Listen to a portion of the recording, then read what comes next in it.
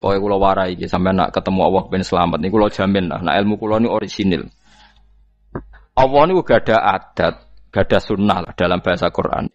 Perkara iku ana alamate. Dadi misale ana mendung, alamate napa? Udan. Terus Allah niku nggih damel sistem.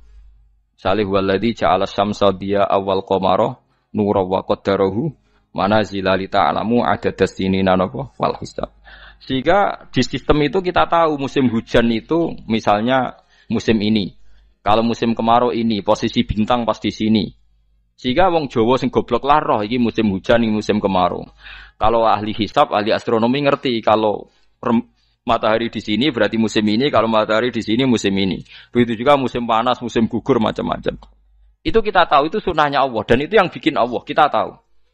Tapi sekali ada hujan kok kamu bilang begini, wajar udan deres wong rendeng. Itu Allah tersinggung karena kamu nganggep udan itu jasane rendeng, ora jasane pangeran. Gak repot ngadepi pangeran. Ya memang begitu. Karena inginnya Allah manusia itu punya dua kecerdasan. Kecerdasan yang diciptakan nubuwah yaitu akidah dan kecerdasan yang diciptakan sains yaitu pengetahuan. Di kula terangno nggih cara mazhab Abu Hanifah banyu iku ora iso najis. Wis pokoke banyu iku nyucekno dadi ora iso napa? Najis. Tapi kalau dalam mazhab Syafi'i itu air yang tidak sampai 2 kolah. 2 kolah niku ukuran 1/4 itu sekira-kira 1 meter persegi. Berarti kiri kanan atas bawah niku napa? 1 meter niku pun 2 napa? Kula.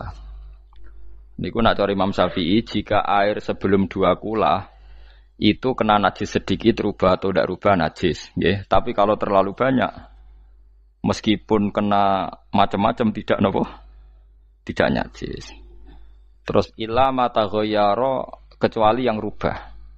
Di misalnya ada limbah, ada kubangan besar gitu yang beribu-ribu liter, tapi kok warnanya sudah warna coklat, ya kayak tinja macam-macam itu dihukumin apa? Najis. Tapi wis macam-macam malah mazhab dalam air. Tapi saya pastikan itu mazhab ulama. Saya pastikan itu mazhab ulama. Kalau teks hadisnya begini nih, monggo nak jenengan ape latihan ijtihad, kok menyesatkan ya ora apa-apa, sing penting ini latihan. Jadi di Madinah, ini hadis di Musnad Ahmad. Di Madinah itu ada sumur, bukan sungai loh. Saya ulang lagi sumur, bukan sungai. Kalau sungai itu konotasinya kan luas, panjang, mengalir. Ini sumur, bener-bener apa? Sumur. Sumur, ya gede sumur enggak sepiro. Nabi itu wudu di situ, terus diingatkan ya Rasulullah, itu sumur dulu zaman sebelum engkau datang, sebelum ada Islam di sini, dipakai pembuangan jifah. Batang anjing dan nyuwun sewu kotoran orang haid.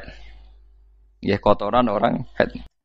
Terus saat itu Nabi ngendikan alma tahurun la yunajjisuhu syai'un. Kata Nabi yang namanya air itu menyucikan. Tidak pernah bisa kena najisnya. Alma tahurun la yunajjisuhu syai'un. Terus Nabi wudu. Ya sudah begitu. Ya sudah begitu sama rasa bojiro-jiro no. Alhamdulillah hadisnya ngono. Ya kan ya, paham kan ya? Nah. Mana sampean ditangkleti. Kulon sering ditanya sama orang-orang Jakarta, "Gus, saya ini punya air langganan PDAM. Itu dikelola dari sungai ini. Padahal sungai ini mulai tinja sampai sapi tank macam-macam ya ke situ semua, Gus. Terus gak baunya karena kaporit. Itu gimana itu, Gus? Suci ndak itu? Terus saya tanya, lah kamu pakai ndak? Ya sudah pakai, tapi tetap tanya hukumnya. Itu kan seperti yang di Jakarta itu kan misalnya yang diolah itu kan sungai macam-macam tuh, Gus. Lah itu yang limbah keluarga ya kalau untuk nyuci piring nggak apa-apa. Sapi tank macam-macam kan ke situ juga. Ya kan ya, cara kok ijtihad nih. Karena kalau menurut Syafi'i 2 kolah pun tidak ada pengaruhnya kalau terlalu banyak apa? Bahan yang apa? Najis, yang limbah itu yang najis. Ya jelas najis ya. Kalau teletong sapi kan ijek ono intikal madhab rausul makul tohir. Kotoran hewan suci itu suci, masih banyak madhab yang mengatakan bahwa kotoran barang suci itu suci, masih bisa intikal. Kalau kotoran manusia itu lebih kriminal, enggak ada madhabnya itu. Jadi kotorane wedhus iku ana ulama sing darani suci, tapi nek kotorane ruhin gak ono. Nah, itu kan repot. Makanya kata sebagian ahli hadis, sebaiknya hadis itu tidak usah diijtihadi, pokoknya Nabi ngendikan begitu gitu. Ya sudah orang terus ya sudah begitu. Paham gitu terus seperti di sini misalnya yang di sini Gajah Wong itu kan atasannya sana mulai kali code kan wong macam-macam. Mulai wong buang kotor air besar, air kecil kan lewat semua. Macam-macam. Makanya masalah air itu pokoknya sifatnya air itu ma'an tahura, sifatnya air itu mensucikan. Mensucikan itu dua dalam mazhab Syafi'i itu. Air dan tanah. Ya, air dan tanah. Terus sama Abu Hanifah ditambah satu. Ini kalau sampean coba tidak apa-apa, api. Makanya kalau ada boto, cara kene apa Mus? Boto ya. Boto bangunan apa? Boto. Itu kan kebanyakan kan kadang kan tipak buahan pletong itu kan ya. Terus dipakai boto. Dicampur-campur diulet-ulet. Terus dadi napa? Boto. Cara mazhab Syafi'i tetap najis, dipakai masjid tidak bisa karena sebagian bahannya dari apa? Najis. Cara mazhab Hanafi suci karena sudah dibakar. Karena api itu termasuk alat mensucikan. Alasannya Imam Abu Hanifah, orang yang fasik-fasik itu nanti disucikan pakai api neraka. Berarti api itu bagian dari alat mensucikan. Jadi misalnya Ruhin mau sholat dibakar, sholat suci gitu. Karena api itu mensucikan. Buktinya orang-orang yang masuk neraka nanti sebelum masuk surga kan disucikan dengan api. Mana ada di neraka disucikan pakai air? Artinya kalau ada batu bata itu yang dipakai dari najis ya kemudian dibakar itu berarti cara mazhab Hanafi suci. Alhamdulillah itu. Jadi kita bikin masjid nyaman karena bahannya dianggap apa? Suci. Lewat apa? Lewat apa? Api tadi dia dibakar. Tapi yang ngeri ya. Nggih. Ben sampean ngerti mazhab gitu. Terus saya memang tak niati setiap saya ngaji entah 1-2 tak sisipkan hukum fikih karena fikih ini yang kita alami keseharian. Nggih, fikih ini yang kita alami napa? Keseharian. Makanya saya minta teks hadis tadi jangan rubah. Pokoknya ada sumur loh tidak sungai. Sumur itu kan airnya tenang, tidak ngalir. Nyatanya Rasulullah sudah dilapuri. Ini batang-batang anjing dan bekas orang-orang haid, kotoran haid itu dibuang di situ ya Rasulullah. Terus Nabi menjawab, alma la yunajjis alma utahurun la yunajjisuhu syai'un. Terus orang-orang Syafi'iyah mentahmilkan dalam bahasa ijtihad itu dianggap itu mungkin sumurnya terlalu besar dan airnya terlalu apa? Banyak sehingga kotoran-kotoran itu tidak merubah warna. Tapi kata yang lain-lain masa yang benar aja gitu, masa banyu diam dimasuki kotoran gitu tidak nopo rubah. Nah itu ya itulah ijtihad. Ijtihad itu ya. Ijtihad itu guyonannya kan gitu. Pendapat saya benar mungkin salah, pendapat Anda salah mungkin apa? Benar. Karena ya sama-sama mirip-mirip itu untuk menganalisis itu. Yang jelas Allah mensifati air itu ma'an tahura, bahwa air itu punya sifat dasar mensucikan. Wah nek cara kula niku asal tidak terlalu ketok najis ngoten niku. Kaya PDAM ngoten niku enggak gak ambu taek terus gak ambu apa nek suci ngoten mawon. Dan takoki tapi kan asal usulnya di sana najis gini. Asal usul barang kok repot. Kula sering dibantai tiang-tiang sing terlalu napa was-was. Tapi jelas saya tahu sendiri. Sapi teng itu ngalir ke sungai gini-gini saya tahu sendiri. Tak jawab, saya juga tahu sendiri dari langit itu langsung air turun. Jadi artinya kalau dia melihat sisi najis ke sapi teng, melihat sisi dari gunung Merapi, dari langit kan langsung turun. Jadi kalau eling najis ya, tak eling suci ini kan gitu. Dia ngilingi yang sisi najisnya dari apa? Limbah apa? Keluarga. Wa anzalna minas sama ima antahura. Air itu mensucikan. Nah, terus kedua masalah fikih yang saya jelaskan di sini, tahur itu sifat mubalaghah dalam madhab selain Syafi'i. Saya ulang lagi ya. Kula warai lugat ya. Kalau orang biasa terima kasih disebut syakir, disebut apa? Syakir. Kalau terlalu banyak terima kasih disebut apa? Syakur.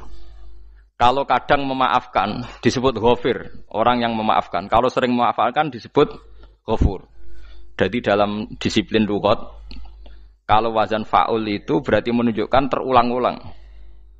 Paham nggih, Pak? Apa? Terulang-ulang. Sehingga mazhab selain Syafi'i mengatakan air satu ciduk kan ya. Dipakai wudu, setelah itu mustakmalnya dipakai lagi boleh. Mustakmalnya dipakai lagi boleh. Alasannya fa'ul itu mubalaghah gitu loh. Jadi sesuatu yang terulang. Paham ya? Saya ulang lagi ya. Tohur itu kan wazannya fa'ulan. Tohuran berarti wazannya fa'ulan. Fa'ulan itu berarti ikut wazan mubalaghah. Kalau ghafir mengampuni, kalau ghafur sering mengampuni. Syakir terima kasih. Kalau syakur sering terima kasih. Berarti kalau tohir suci, kalau tohur sering mensucikan. Nah, makanya selain Syafi'i mengatakan air asal suci mensucikan dipakai berkali-kali tetap suci mensucikan. Artinya ada mustakmal, ya, ada apa? Tapi kalau dalam mazhab kita kan sekali bekas wudu mustakmal, bekas junub mustakmal karena sudah pernah dipakai sesuci. Nah itu mazhab kita. Mazhab Syafi'i. Sama anut di soalnya kalau cerita. Kalau cerita sama nak kedesek nggih nganggo sing gampang mawon. Jadi gampang kan. Ya masuk akal karena memang wazan fa'ulan itu untuk tadi untuk litakrir tadi untuk mengulang kayak ghafir nyepuro ghafurun sering nyepuro. Paham ya? Makanya orang itu kalau zalim itu ya zalim. Kalau zalum banget zalime. Makanya disebut Quran wa kanal insanu zaluman jahula. Zalim itu zalim biasa, zaluman banget zalime. Jahil itu goblok biasa, jahulan banget gobloke. Berarti kalau tohuron banget nyuciin berarti diulang-ulang. Makanya mazhab lain mengatakan air itu tidak ada mustakmal. Dan saya kadang ya intikal mazhab begitu. Nah intikal gimana? Coba kalau di hotel itu mustakmal. Hotel itu kan kotaannya cilik toh kan. Tahu nggak hotel mari rohen. Kotaannya cilik. Terus kalau kita misalnya junub atau apa pakai ciduk itu kan tetap nyiprat Tomus. Nyiprat kena banyu di kotak yang cilik. Jadi kalau gak intikal mazhab pusing kan kita. Iya kan? Terus kemudian intikal lah ya suci guys. Takoki pangeran, kok mbok bolak-balik intikal mazhab Gusti. Jare sapa jare Gus Pak, takoki. Lah kowe muni kowe kok takoki malah pusing. Kayak Mbah Khalil Bangkalan itu. Kalau nalkin mayit itu masyhur Mbah Khalil Bangkalan. Tidak nalkin mayit itu. Yo kan yo, aku sibuk urusanku akeh. Takoki malaikat ngenteni Mbah Khalil. Tinggal mire. Sing ngono tok. Nalkin meneh. Yo ciyo, soe nak takoki malaikat marbuka manabiuka ngenteni ketuane. Maksudnya ngenteni dekne. Ya sudah ditinggalin. Ya orang ditakoki wong dekne orang kabudut. Pokoke diwarai kabeh. Nah, terakhir beliau rodok modern. Ngenteni ketua rombongan jadi nanti yang jawab itu ketua rombongan. Tapi aja tiru kan ngomong takoki malaikat ngentosi Gus Pak. Aku teko tutuki mawon Gusti. Tuan.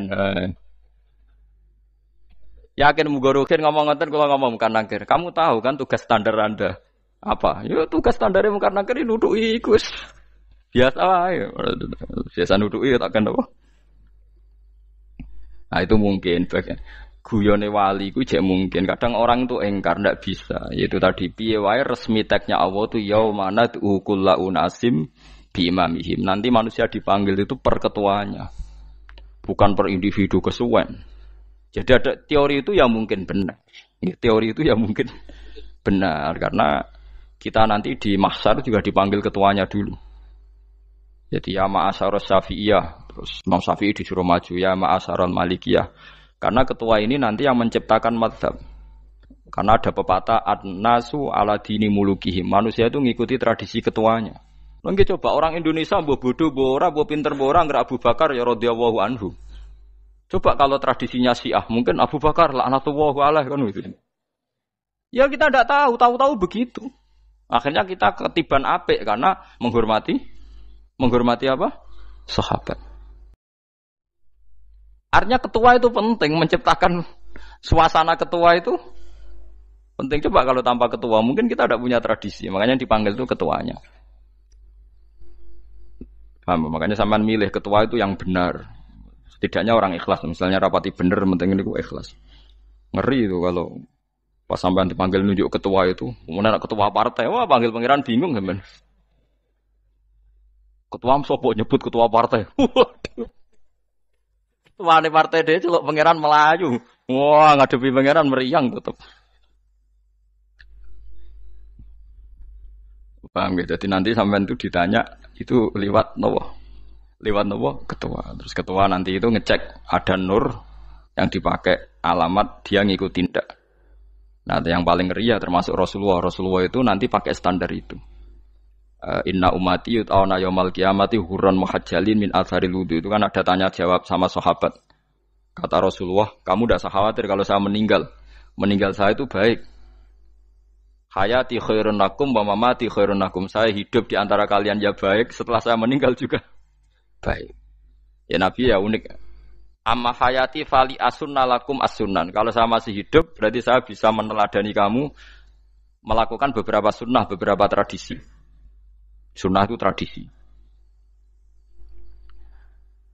Jadi orang kudu artinya sunnah itu wajib atau sunat. Buktinya di Quran ada sunnatallahil latif sunnatullah fil ladzina khalau min qabl. Jadi sunnahnya, tradisinya Allah menghukumi orang-orang dulu. Itu bisa orang benar, bisa orang tidak apa? Benar. Kata Nabi, kalau saya masih hidup, fali asunna lakum asunan, saya bisa mentradisikan kamu beberapa sunnah, bisa wajib, bisa sunnah. Wa amma wafati ya khairun lakum. Kalau saya sudah meninggal nanti juga bagus. Mergo aku nak SK pundhut jare Nabi, aku jejer pangeran.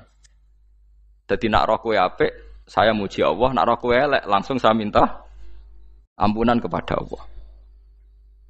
Dan semua umatku nanti diampuni. Tapi terus Nabi mulai menangis. Tapi ada beberapa masalah.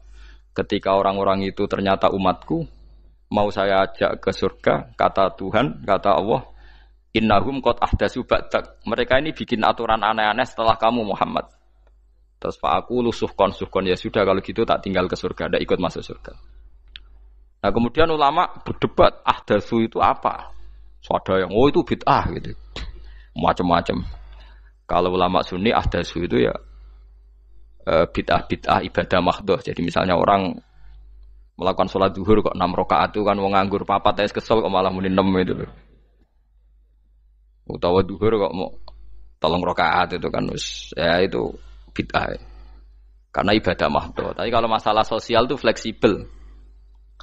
Fleksibelnya adalah misalnya dulu Nabi naik unta, orang yang anti bid'ah juga naik Innova. Padahal dulu naik unta. Orang-orang yang poligami itu ya tidak nunggu istri pertama mati. Padahal dulu Nabi poligami setelah Sayyidah Khadijah meninggal. Ya mereka baik-baik saja. Alasannya poligami sunnah Rasul. Padahal nak detailnya sunnah Rasul poligami setelah istri pertama meninggal. Jadi kayak Ruhin itu belum boleh. Istrinya kan masih hidup 2 dia. Tapi sudah.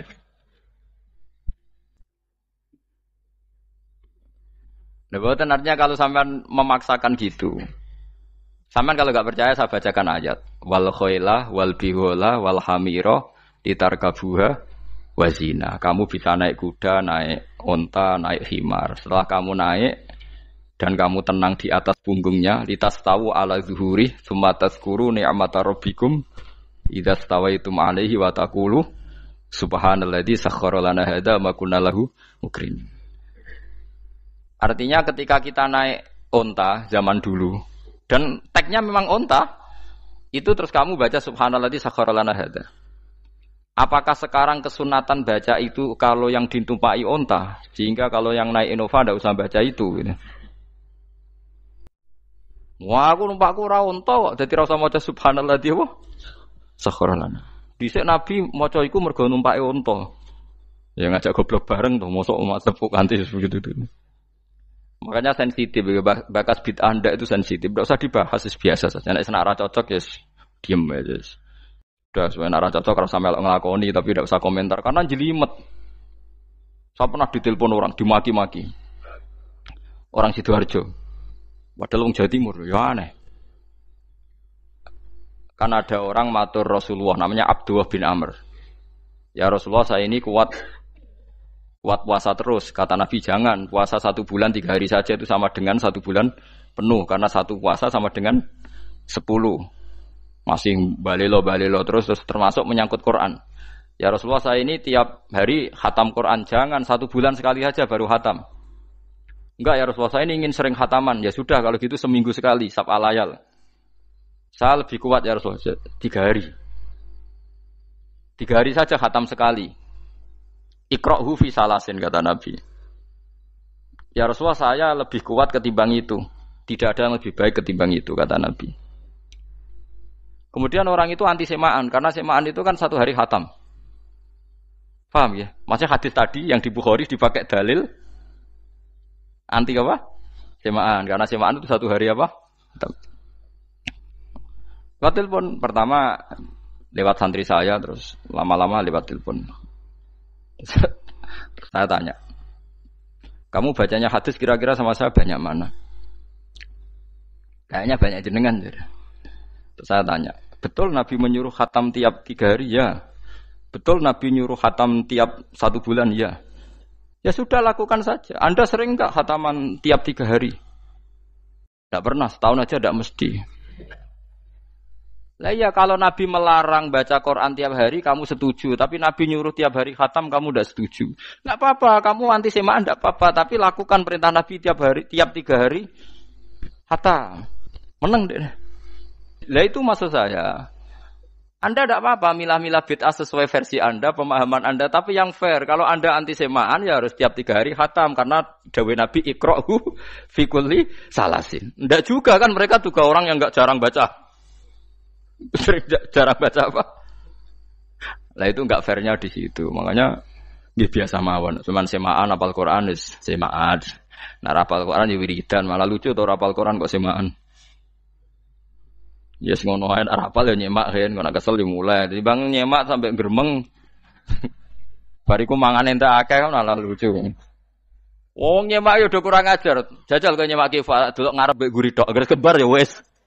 Aku serah kelakuane wong nyemak. Kan dekne ra apal kan yo. Biasane nyegat guri to.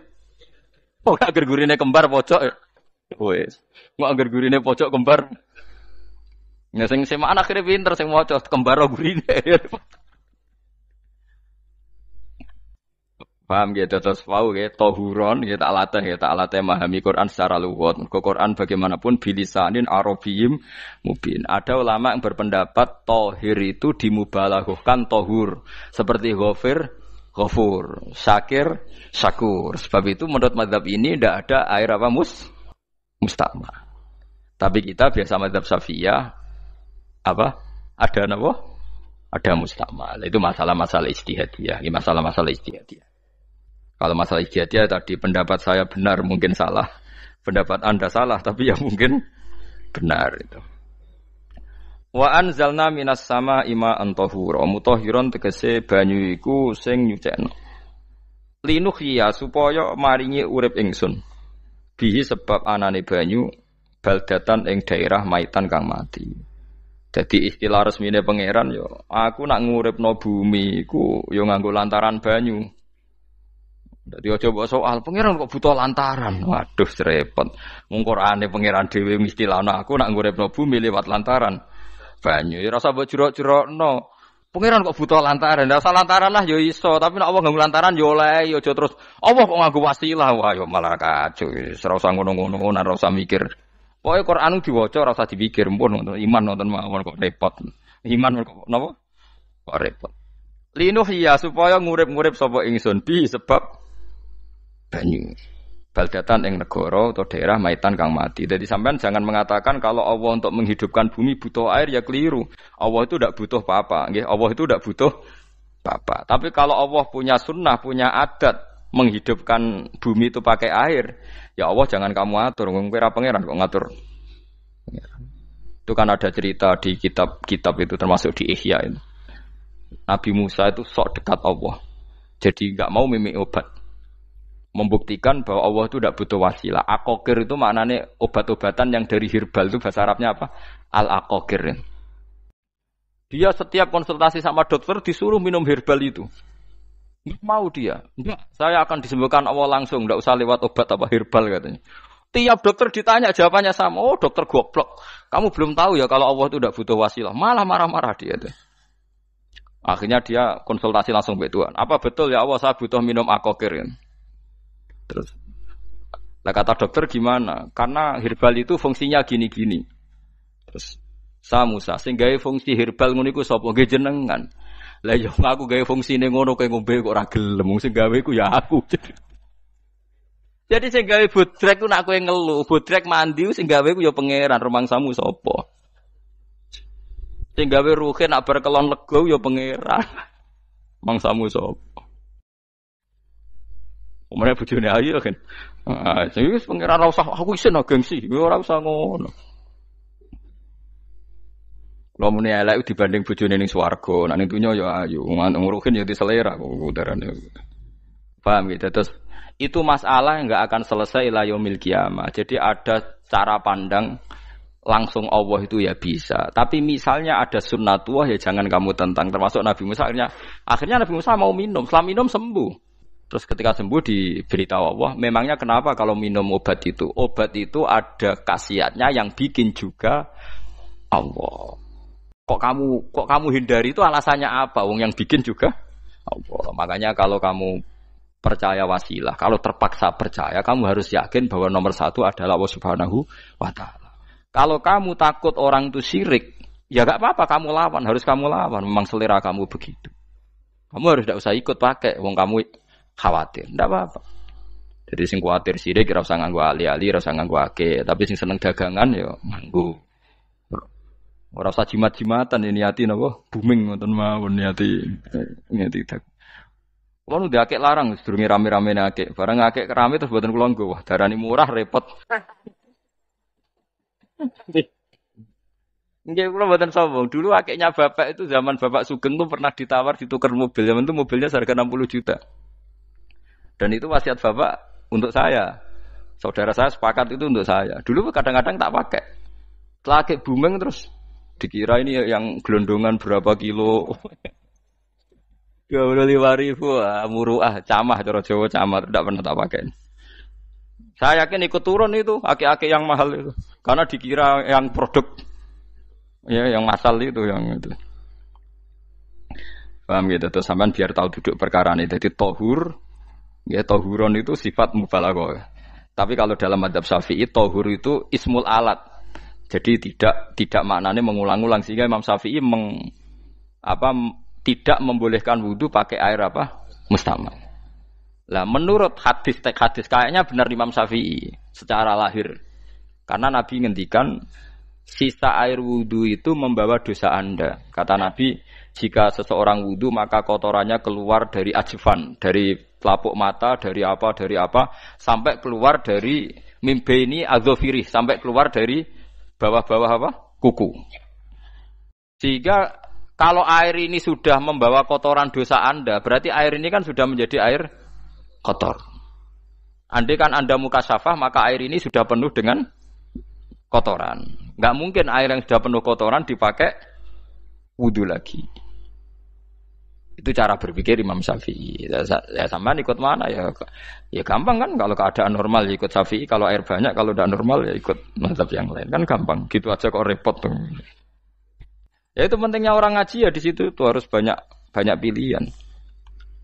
HP kartune loro masa madzhab mesti tok. Nah, itu kan gitu. Ya pokoknya gitu. Kalau yang percaya wasilah ya pakai istilah pangeran linuhyabi baldatam maita ada kata bihi. Allah menghidupkan bumi itu dengan pelantaraan air padahal Allah tidak butuh perantaraan. Tapi yang anti ya enggak apa-apa. Memang yang percaya wasilah itu ya bahaya juga. Yes, pokoknya yes. Sudah pakai 2 kartu apa susahnya tuh? Ya enggak apa-apa. Asal ada ilmunya. Ya, tidak karena emosi. Memang ada apa? Ada ilmunya. Linuhya bihi baldatam maita. Wa nusqiyahu.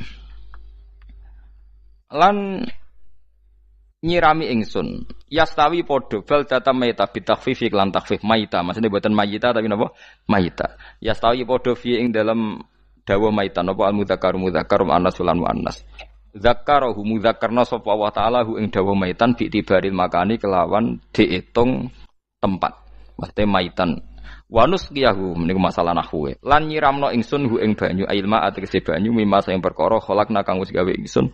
Ingsun gawe siraman an aman ing pira-pira raja kaya kewan. Ibilan tegese unta wa bakaronan sapi wa hunamanan wedhus wa anasi lan pira-pira manusa kasiron kang akeh.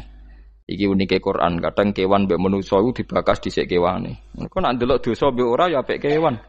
Tapi nek ndelok diakal mbek ora ya apik manusa, tapi nek didelok manusa mbek kewan niku dosa ndi? Dosa manusa. Mulane nek salat istisqa iku kesunatane gawa kewan. Lho nggih tenan mboten guyon, sampean delok kabeh kitab fikih nek salat istisqa kesunatane iku wong kon gawa apa? Kewan. Tapi aja kethek lho ya. Contone ngono iku ya kaya wedhus sapi. Engko terus koyo kethek ula bulus wah, malaikate bingung wah. Ajete kewan tapi aja bulus, kethek ula. Mulane teng daerah mriku, teng daerah sarang ku nate kekeringan. Bareng kekeringan tiang salat istiqo ono sing nggo sapi, nggo wedhus. Delalah bar salat istiqo iku udan. Tapi kula seneng mbek kiai ini. Pas udan kiai ini ngendikan itu. Kowe aja GR nak udane krana kuwi ya krana sapi mbek wedhus iki. Mergo ora duwe dosa, ya mergo ora duwe dosa. Lah ya itu agama. Agama itu kita ta'abudi. Wong kita jare makhluk paling terhormat. Tapi nyatane nak istisqa butuh bantuan kewan. Itu kesunatan istisqa ngoten to. Tem mriki ngoten mboten. Do nuntun wedhus to. Napa? Mboten sing tek teng kitab-kitab Pak Sami to. Kan go kewan kan? Ya, tapi ya soal kewan mau iso mbayakno. Wah, lah nek wong pasar ngasem mbok gawa mulai ular kobra macam-macam memang. Malah repot. Ndak ini menunjukkan nggih karena manusia iku akeh dosane. Mulane jemben teng ora-ora mahsar iku manusa ora kepengin apa kewan ora kepengin dadi manusa tapi manusa kepengin dadi kewan. Makanya nanti ketika ngadepi hisab gak kuat wa yaqulul kafiru ya laitani kuntu napa turaba. Maksudnya kuntu turaba ya Allah saya jadikan kewan sing di akhir segalanya didhawuhi Allah kuni turaban. Kamu sekarang cukup jadi turab. Intine manusa sampeyan teng ora-ora masar bayangno kaya kewan sing akhir hayate mau didadekno napa lemah. Nah, kadang-kadang manusa itu dalam siklus ini apik kewan malah didhisikno mimma khalaqna napa an-aman riyen ya. Kalau dilihat dari dosa ndaknya, kalau dilihat dari manusia makhluk terhormat macam-macam ya apik manusa. Wa anasiya lan pira-pira manusa kasiron kang akeh. Jamu insan ente lafat anasi jamu lafat insan. Wa suhu te asline lafat insan iku anasinu. Fa udilat moko digenti apa anunun digenti ya aning ya. Wa timat lan dene sopno fiha ing dalem ya apa enggang dalem ya apa al ya ya. Maksudnya ya sing sangka nun diidghamno be ya asli. Au jamu insin te jamu lafat insin. Walaqad sarrafna lan teman-teman molak-malik ingsun to mutar-muter ingsun. Hu ing ma'il ma'atik sebanyo bainahum antarane wong akeh liat zakaru wa gelem eling sapa ngakeh. Asluhu ya tadzakaru. Niki kok usum nahwu le ultimat gamna apa ata utak fi dzalik ing dalam dal wa fi qiraatin liat kuru bi sukuni dzal wa dhammil kaf. Liat kuru nikmat Allah ing nikmate Allah taala bihi klan ma fa aba mongko moh sapa aksarun nasi sapa akeh manusa moh ila kufuron kecuali mungkiri ning nikmat juhudan tegese mungkiri ning nikmat ngingkari li nikmati maring nikmat haitsu qalu sekirane ngucap sapa ngakeh mutirna bina ikada mutirna den kei udan kita bina ikada sebab posisi perbintangan iki supaya kula warai iki sampeyan nak ketemu Allah ben selamat niku kula jamin lah nak ilmu kula ni orisinil Allah niku gada adat gada sunnah lah dalam bahasa Quran ini. Perkara iku ana alamate. Dadi misale ana mendung alamate napa udan. Terus Allah niku nggih damel sistem. Misale huwallazi ja'ala syamsa diya awal qamara nura wa qaddarahu manazila li ta'lamu adadas sinina napa wal hisab. Sehingga di sistem itu kita tahu musim hujan itu misalnya musim ini. Kalau musim kemarau ini posisi bintang pas di sini. Sehingga wong Jawa sing goblok lah roh iki musim hujan iki musim kemarau. Kalau ahli hisab, ahli astronomi ngerti kalau matahari di sini berarti musim ini, kalau matahari di sini musim ini. Begitu juga musim panas, musim gugur macam-macam. Itu kita tahu, itu sunahnya Allah dan itu yang bikin Allah, kita tahu. Tapi sekali ada hujan kok kamu bilang begini, wajar udan deres wong rendeng. Itu Allah tersinggung karena kamu nganggep udan itu jasane rendeng, ora jasane pangeran. Gak repot ngadepi pangeran. Ya memang begitu. Karena inginnya Allah manusia itu punya dua kecerdasan. Kecerdasan yang diciptakan nubuwah yaitu akidah dan kecerdasan yang diciptakan sains yaitu pengetahuan. Itu inginnya Allah. Jika menyangkut hisab dan ru'yah yang diperdebatkan oleh Muhammadiyah itu sebetulnya juga masalah sepele. Masalah sepele itu begini. Siapa sih yang mungkiri hisab? Wong hisab itu ya nasib pangeran li ta'lamu adada sinina wal hisab. Siapa sih yang mungkiri ru'yah? Wong ru'yah itu hadisnya sahih.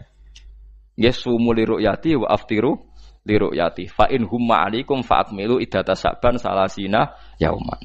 Jika kamu ragu ya ikmal. Ikmal itu menjadi 30 hari. Sekarang sampean saya tanya, ikmal 30 hari itu dari hisab apa ru'yah?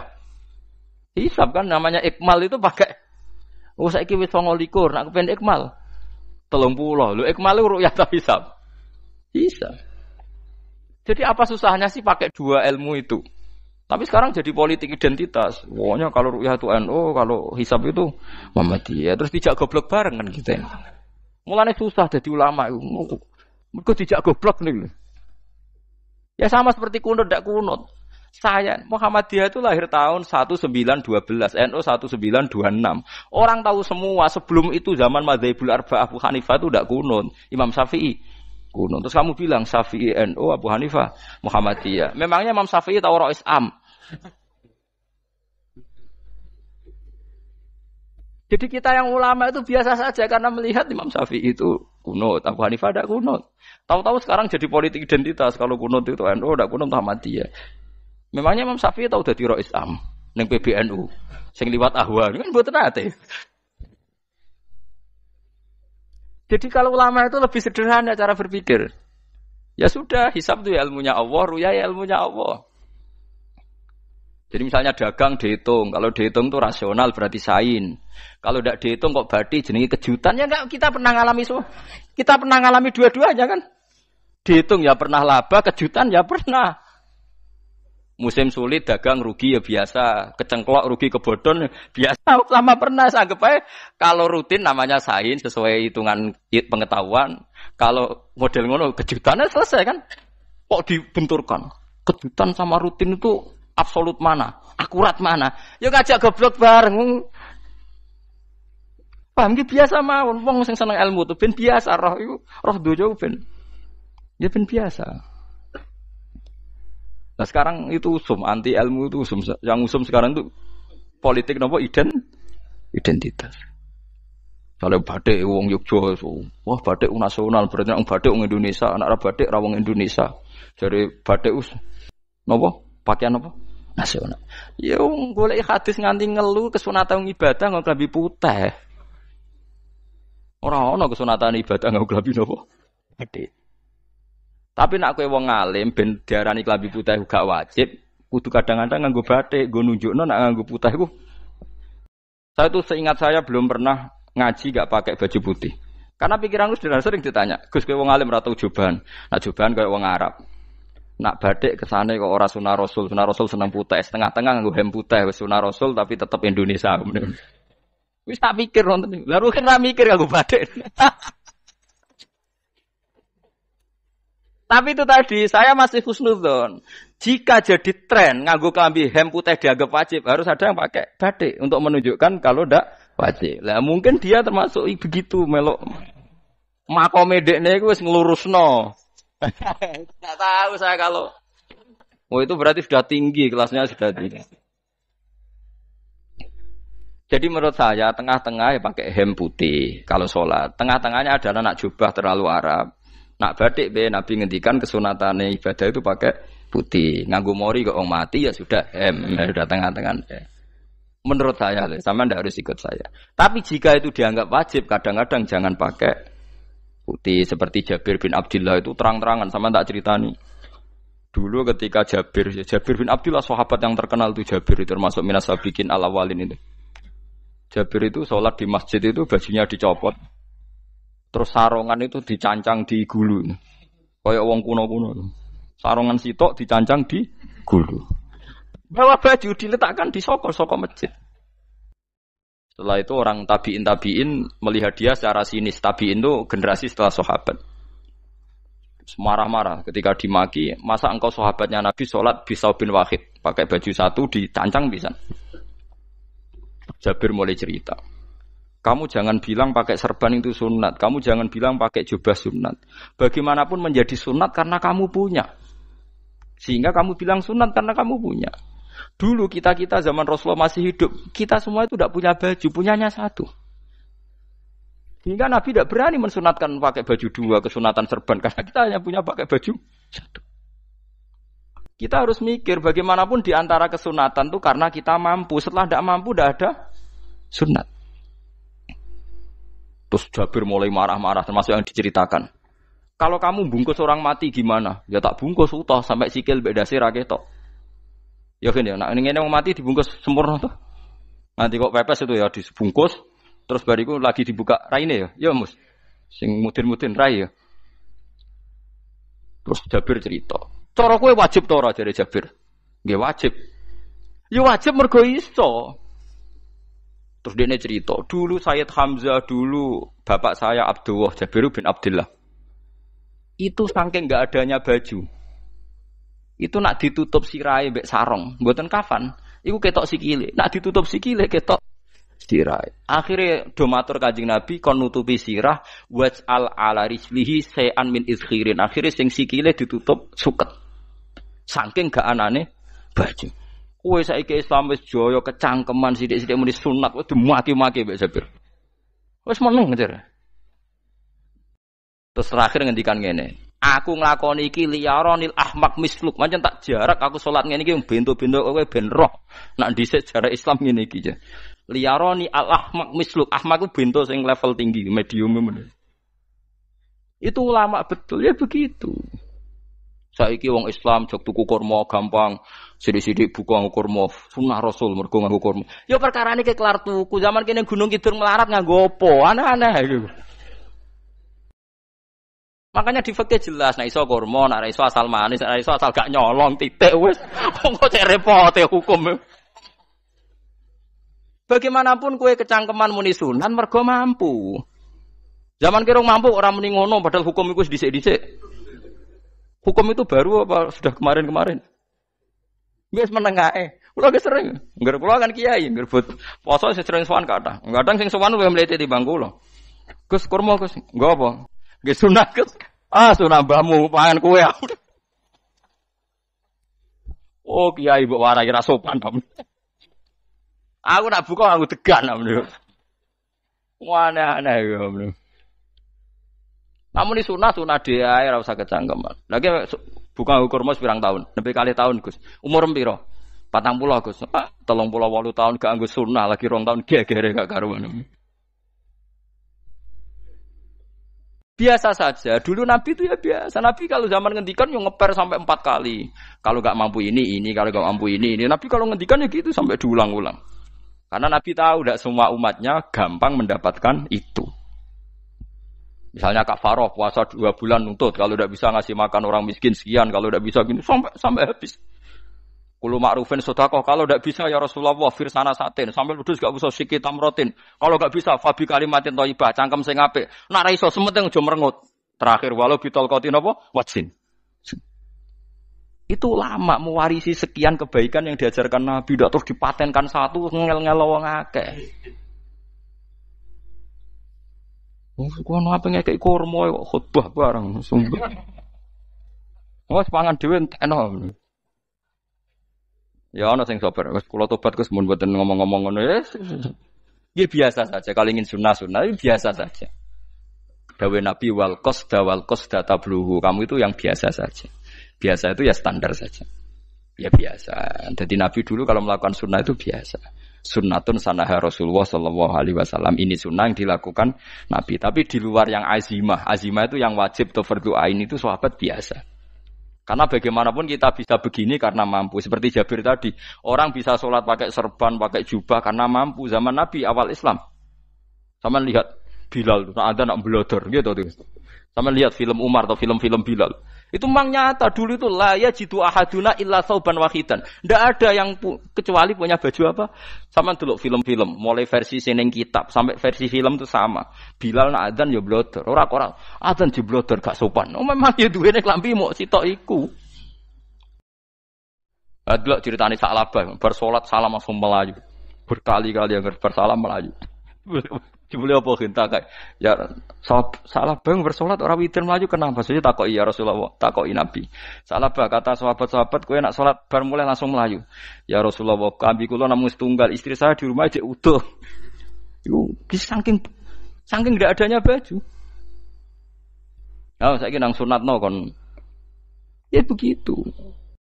Makanya ketika Sayyidina Umar idza ausa Allah fa ausiu. Nanti kalau sudah jembar ya jembar. Nak lagi ruwet ya ruwet. Ya sudah biasa saja. Paham ya? Jadi kalau suwun misalnya malah yudroku kulu, la yudroku nopo kulu. Kalau tidak bisa semua jangan sama sekali. Jadi misalnya kita tidak bisa jubahan, tidak bisa serbanan mergo wong Arab. Supaya saya ndak keriting jubahan kok tonggo ya guyu. Paham ya? Wah aneh ngono. Kemudian nek ora kaji kok jubahan malah digugat wong akeh.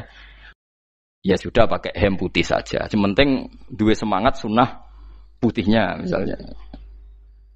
Ya tengah-tengah gitu. Tapi kalau kira-kira dianggap wajib ya kan ganti badik kayak Ruhin itu. Itu makomnya sudah itu tadi. Sudah tinggi sekali. Ya Nabi itu misalnya Nabi nyifati rambut yang baik itu yang lurus ngombak gitu. Sifatnya Dajjal itu keriting. Tapi yang keriting ya enggak apa-apa. Bukan berarti wah keriting mirip Dajjal ya enggak gitu. Ya itu kan Allah menunjukkan kekuasaan. Nanti kalau Allah bikin lurus semua dikira enggak mampu bikin yang keriting ya sudah dibikinlah yang keriting. Ya sudah gitu biasa saja buatan berlebihan. Paham gitu. Jadi Nabi itu kalau ngendikan seingat saya ini hafal banyak hadis. Kalau ngendikan tuh sampai berkali-kali. Itu tadi mulai kalau sedekah pakai ini, kalau ndak mau sampai mulai firsana satin sambil wedhus ijek larang walau bisik hitam ro separone kurma masih kadang ndak mampu fabi kalimatin thayyibah ndak mampu lagi ya soalnya tak sedekah walau bitol qoti wajin sedekahlah meskipun dengan ceria. Itu sirinya kenapa saya ngaji guyon karena paling ndak ceria itu happy. Coba kalau saya ngaji merengut meneng terus ketok nyesal terus sing ngaji kan mikir Gus bak kurang opo kita ngaji ku ono sing kurang. Oh, terus yang keduanya nafsir wah paling kurang sangune. Wah jadi repot. Mulane kula ngeten wis tak pikir, memang sampun tak pikir. Guyon kula mek sampean nangis mboten di ganjaran akeh ndi. Mergo guyon kula bi ilmen nangis sampean mikir utang. Jadi terakhir sedekah talqati wajhin, wajah yang ceria, yang happy. Kowe iki happy kan yo seneng, paling gak mikir nasibe kan. Kiai iku happy sebenes. Jajal misalnya kayak di kiai kok rogen sumpeng, maca kukar-kukur, bariku angop, bariku kukur-kukur meneh. Kan wong mikir, waya tanggale bayar apa piye kredite? Waduh. Apa wayahe ditarik sepeda motor? Kan orang terus menafsirkan macam-macam. Sing elek sing wong alim le nafsiri paling tertipe ra iso. Wah, paling elek. Ya nek wong alim kan ana ukur-ukur mesti nek sing suudon kan paling macane bingung terkipe ngono. Ya macam-macam lah sesuai asumsi napa. Jadi kula suwun lah sama nak dadi kiai nak ra iso sedekah macamnya terakhir ceria. Mergo Nabi ngendikane terakhir tasaddaku walau bitol qoti wajhin. Bersedekahlah meskipun dengan keceriaan napa muka atau wajah. Namun kalau itu Nabi diulang-ulang. Jadi kalau ngendikan tuh diulang-ulang. Sekarang tuh orang mau mendorong sunnah Rasul itu satu. Ya berat bagi yang enggak bisa melakukan itu apa? Yang enggak bisa melakukan itu apa? Berat. Jadi dibacalah hadis itu dibaca utuh. Ya bukan kita apa ya mau sekolah kepingine kabeh umat Nabi itu happy. Mergo selama itu tidak maksiat berarti anut ajaran Kanjeng Nabi Muhammad sallallahu alaihi wasallam. Ma khuyira Rasulullah baina amrayni ilakhtara aisaruhuma malam yakun isman. Rasulullah itu tidak pernah disuruh milih dua hal yang berbeda kecuali milih yang paling gampang. Asal itu tidak barang dosa.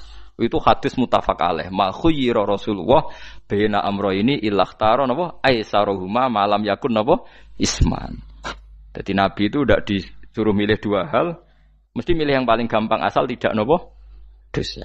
Makanya Nabi kalau ditanya, ya Rasulullah, sampean nanti tawaf pakai unta apa ndak? Kesel ndi? Nggih kesel melaku, ya naik unta saja. Makanya Nabi kalau tawaf itu dulu pakai apa? Unta. Saiki mulane Arab Saudi PG MRT mergo dhisik Nabi unta terus saiki nganggo napa? Kereta lingkar. Sekarang baru diperdebatkan. Cek kurang ajar itu sebenarnya no tamu spesial, misalnya pejabat negara, sebenarnya atau tawaf numpak kereta muter. Diarani rasah dhisik Nabi numpak unta, diarani sah cek kurang ajar ning dhuwur. Terus sampai angop-angop terus tawaf. Sampeyan muni sah ta ora ya, jujur. Muni rasah Nabi dhisik tawaf. Ngagem to muni sah kok kurang ajare. Wah, ya misale numpak kereta asenan anggap sithik-sithik sebeng 7. Kurang ajar juga. Saat ini lebih diperdebatkan, tapi ya mbok sing bakas ngono ben ngerti hukum sampean ben ora anak kiai ku bingung ulama yo mikir hukum iku ketok ceria kula sampean ora bingung ora ceria fa aba mongko mo sapa aksarun nasi sapa akeh manusa mo ila kufuron kecuali ngafirin emate Allah juhud tegese engkar nikmati maring nikmat haitsu qalu sekirane ngucap sapa kufar mutir nabi nawi kada mutir nadien kaeringi udan kita binawi kada sebab posisi bintang sing ngene iki. Walau syi'na la ba'atsna fi kulli qaryatin nadhira. Walau syi'na umpama ngersakno ingsun Allah la ba'atsna yektine nugasno ingsun to ngutus ingsun fi kulli qaryatin. Ing dalam saben-saben daerah desa nadhiron ing wong sing ngelingno. Umpama Allah ngersakno kabeh desa yo duwe nabi, tapi kok kakek nabi malah repot kan. Yukhawifu kang ngekeki peringatan sapa nabi ahlaha ing penduduk Qaryah. Walakin ba'asnaka tetapi ini ngutus ingsun ka ing sira Muhammad ila ahlil qura maring kabeh penduduk kuliah sekabehane ahlil qura nadhiron khalidati nadhir khalidati nabi liya'zuma supaya gedhe apa ajruka ganjaran sira. Tapi kabeh nabi niku nggih pokoke Allah mampu mawon tiap desa dikai nabi, tapi Allah ndak melakukan itu cukup nabi sitok. Terus kabeh iku nanut Nabi Muhammad sallallahu alaihi wasallam.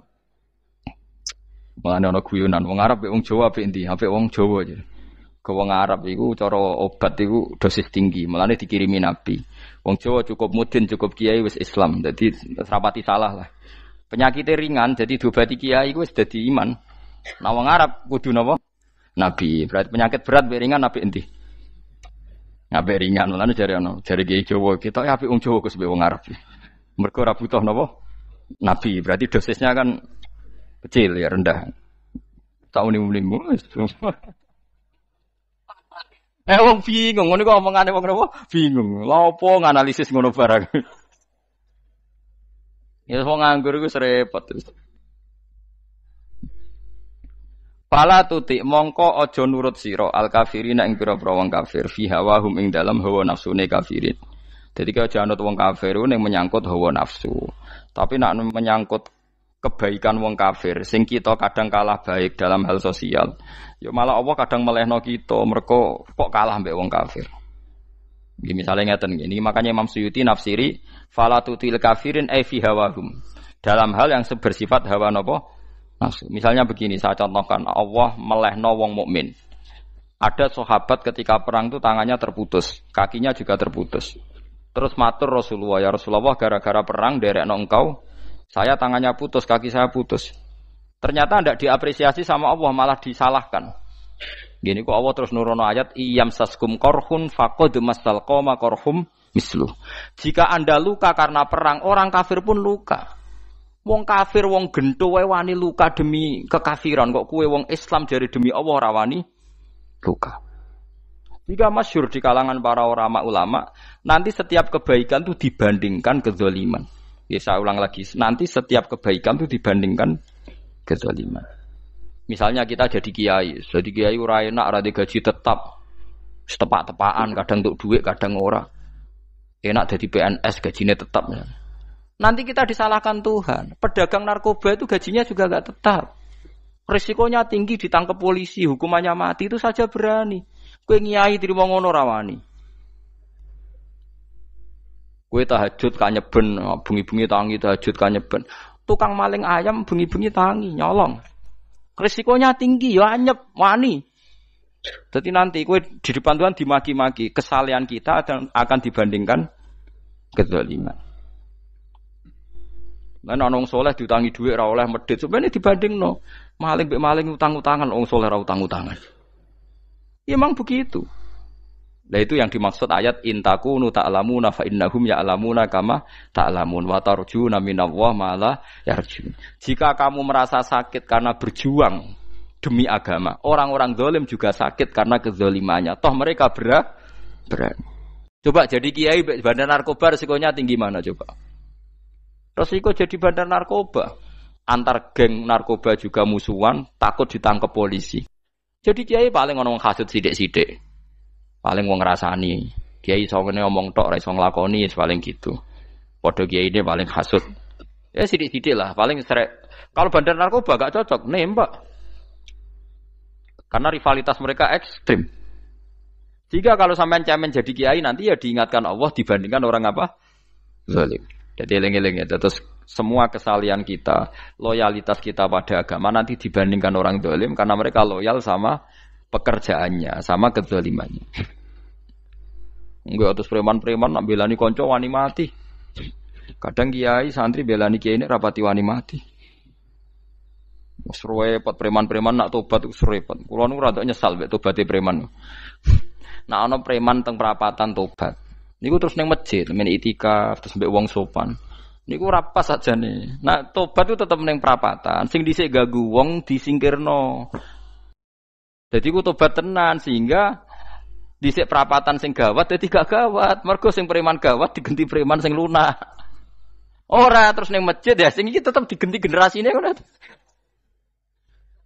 Mestine maksudnya mesti ora kok terus elek mboten mestine tobaté ngoten niku. Sayyidina Umar itu dulu itu menakut-nakuti orang Islam. Angger ana ndekne wong Islam wedi kabeh. Terus Abu Bakar ya wedi kabeh wedi. Suatu saat Rasulullah mlaku-mlaku ngerti Umar gulut ning ukat, menangan. Kata Rasulullah andikan yang Islam itu hebat Islam. Hanya Rasulullah berdoa wa ma'izal Islam fi Umar. Akhirnya Umar masuk Islam. Hari Kamis masuk Islamnya. Wis kira tau mikir to sadinane kula roh sadinane dongane Kamis masuk Islam Jumat. Ning omahe adike ning gone IP-ne. Mergo diwacana Quran surat Toha.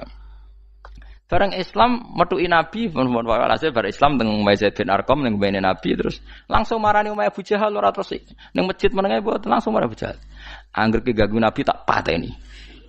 Bariku marani Abu Jahal. Aku saiki wis Islam iki ganggu Nabi tak pateni. Gentenan wong kafir sing ndelik. Paham nggih? Dadi enak maksudnya. Lah misale terus Umar dadi sopan santun terus ketemu wong dilo, ketemu Abu Lahab monggo derek akhir. Wah. Artinya gak ada perubahan. Lan Ruhin mantan preman mboten kok tobaté ning kene ora roh. Mboten harus kiai dene. Mestine ngoten. Makanya Wahsy itu yang bunuh Sayyid siapa? Hamzah. Karena dia disuruh Hindun itu istrinya Abi Sufyan itu. Itu setelah membunuh Sayyid Hamzah dan dia Islam. Dan Nabi tidak siap melihat wajah Wahsy. Sumpahnya Wahsy apa? Saya bersumpah akan membunuh orang paling dibenci Rasulullah. Sebagaimana saya pernah membunuh orang paling dicintai Rasulullah. Terus tobatnya dia mateni Musailamah al-Kadzab. Wong sing ngaku Nabi ngarang Quran. Itu tuh sing mateni sinten? Wahsy. Dari Wahsy sebagaimana aku pernah membunuh orang paling dicintai Rasulullah. Tobat saya membunuh orang paling dibenci Rasulullah. Ya misalnya terus Wahsy tobat, terus sampean nyapu masjid, terus gak duwe selera tarung. Zaman kafir tarungnya tenanan, bareng Islam menyapu masjid. Bariku ngiseni jedinge terus bareng jak perang wedi wae repot. Ya niku ide kula tapi ora kudu nglakoni. Nek mau cerita ilmu sampeyan ora kudu nglakoni. Ya tugale wong preman brah-brah. Blojo narkoba entek akeh dilakoni, nggo judi diakoni. Sewengi orang preman itu kalau judi 2 juta 3 juta loh. Bareng tobat ngeboni masjid 10.000. Padahal dunyane jek akeh. Mestine tobat yo. Saya zaman judi semalam 3 juta. Sekarang kalau pengajian atau ke masjid semalam 3 juta 100 lah minimal diluwei. Ora malah pas tobat nglebokno amplop masjid yo. 10.000, kadang 2.000. Repot-repot. Tapi ya apik tobat, mesti iki cerita. Ndak begitu mestinya berbanding. Paham nek sampean takok tobat itu cara ulama nggih ngoten niku berbanding. Mulane riyen Khalid bin Walid itu jadi panglima perang Islam itu saya masih ingat makalahnya Khalid bin Walid, fakama anni aktsartul qatla fi kufri aktsartul qatla fi islami. Dulu ketika saya kafir adalah sangat banyak membunuh orang Islam. Perang Uhud kalah itu karena panglima orang kafir adalah Khalid. Dia cakap sekali dalam mengatur strategi perang. So Khalid itu utek elek kan, pikirannya ala sahabat yang menuso ruhin es kayak wong wedok ambek apa jenenge ghanimah mesti medun. Nah, sahabat ora kabeh kaya aku kan ono kaya kue barang macam-macam. Gunung Uhud itu dhuwure mok sak musolane iki jamira Gunung Uhud kaya Merapi niku mboten. Nah kalau Merapi amanah ning dhuwur tetep ra kenek, meleyang to. Jadi Gunung Uhud itu dhuwure sak musolane mbok dhuwur putih. Wong kula nate mriko bolak-balik kan gak bisa nek urung tahu. Kula kaya wong India dadi melok itikaf teng gunung lho. Uhud. Mbok piye dalile mbok apa ya ora roh. Lah itu Khalid bin Walid pinter, dia ketika kalah itu muter ke belakang terus ghanimah itu dilepas. Ya dulu itu dalam perang dulu tuh ghanimah itu kan perempuan sama apa? Ya sama barang-barang itu. Ketika dilepas itu dianggap sudah mengaku kalah. Ada sahabat yang kok ruhin itu udah akabir sahabat, ada sahabat papan atas, sahabat yang seperti itulah. Sahabat kebanyakan turun ternyata Khalid itu muter terus naik dari belakang. Pas sahabat turun, dia naik dari apa? Yo penak karek mana iko dhuwur, itu akhirnya kalah. Itu ya gara-gara strategi ini Khalid bin Walid. Nah terus dia bersumpah, saya bersumpah semua kecerdasan saya, semua kecanggihan saya akan saya gunakan untuk membela Islam. Ini kelimake itu di perang Tabuk, di perang Yarmuk, di perang Tabuk. Itu di panglimani siapa saja yang ditunjuk Nabi itu kalah. Termasuk Ja'far bin Abi Thalib itu padahal panglima yang ditunjuk Nabi. Usamah ya kalah. Abdullah ya kalah. Semua yang ditunjuk Nabi itu mati semua. Akhirnya panglima diambil siapa? Khalid. Taruh saja gini strateginya. Anggap saja Arab itu padang pasir. Tidak sampean biar tahu bahwa orang soleh yang cerdas itu banyak. Jangan kira soleh itu tidak butuh kecerdasan, butuh. Arab itu kan padang pasir. Mau jelas gini, gambarannya apa? Padang pasir. Itu kalau perang itu kan taruh saja orang Islam itu 3.000 musuhnya 10.000. Memang kejadiannya gitu, 3.000 musuh 10.000. Itu kan berbanding berapa itu? 30 ya? 1:3 ya? Nah itu dulu, pasukan-pasukan Islam dulu itu sama-sama seperti soft sholat. Jadi memanjang. Ya akhirnya perang itu kelihatan sekali mana yang sedikit, mana yang banyak. Habis Khalid strateginya dirubah. 100 orang di depan, anggap saja gitu. Pokoknya tak kayak gambaran coro Jawa paling gampang. Lagi mau kitabnya malah bingung loh. 100 pasukan kuda yang di depan itu disuruh negarkan kuda. Disebut fal mughirati subha itu. Yang itu wal adiyati napa? Dobha fal mughirati subha itu. Jadi pokoknya anggap seperti itu. Fal muriyati apa? Qadha itu. Kuda yang 100 di depan disuruh menegarkan. Pokoknya kon gerak sehingga debu itu banyak bertebangan. Terus pasukan yang 3.000 itu disuruh memanjang. Memanjang sepanjang-panjangnya. Karena di depan ini ada tegaran kuda tadi, orang kafir yang di sana itu melihatnya ada bantuan datang baru. Wih, pasukan Islam teko wakeh, panjang lagi. Dikira jumlahnya itu sampai 50.000 lebih. Paham sih kalau maksudnya? Jika wong kafir melaju perkara ini tidak mungkin kita tandingi, orang Islam dapat bantuan baru. Padahal ya wongnya podo. Mau dari setok dirubah. Nah misalnya sing mimpin Mustafa sembah jare mati ya syahid, mati kabeh wong Islam. Nah itu artinya dia masih ingat betul. Saya dulu pernah menggunakan kecerdasan yang sama untuk mengalahkan umat Islam. Saya bersumpah kecerdasan yang sama akan saya gunakan untuk memenangkan Islam. Coba bayang nonton ning padang pasir 3.000 orang, yang 100 di depan negarno kuda supaya pandangan tidak begitu jelas. Terus yang belakangnya memanjang dari jauh kan kelihatan pasukan dapat bantuan baru. Padahal ya orangnya sama. Akhirnya orang kafir merasa wah nggak imbang. Kita tidak imbang karena orang Islam dapat bantuan. Terus menang perang itu. Lah itu tobat bener gitu loh. Orang kok pas kafir cerdas, buareng Islam tobat nyapu masjid. Sebarigus ngaji ngantuk. Padahal zaman kafir cerdas, memperdayakan ekonomi nganti sugih bergeder. Bareng Islam terus dunia nentek melarat terus nyapu masjid, bariku sholat qobliyah ba'diyah mulai nggak poso sunat. Ya tidak apa-apa itu, tapi sugih tetap kok zaman kafir sugih. Zaman Islam kere, mestinya zaman Islam ya sugih terus kecerdasan dan hartanya untuk liizatil Islam wal muslimin. Mestinya, tapi ya enggak apa-apa kalau ada tobat model gitu ya enggak apa-apa. Ojo kok terus dari Gus Pak ngene ku elek ya ora ana jenenge tobat mesti apik, tapi enggak fair gitu loh. Mosok zaman nakal serius, zaman tobat sekenanya itu kan fala tuti mongko joto atsira al kafirin ing pira-pira kafir fi hawahum ing dalem selera hawa nafsune wong kafir. Wajahidhum lan merangi sirahum ing kufar. Merangi maksudnya berjuang bihi kelawan Quran. Maksudnya hujjah.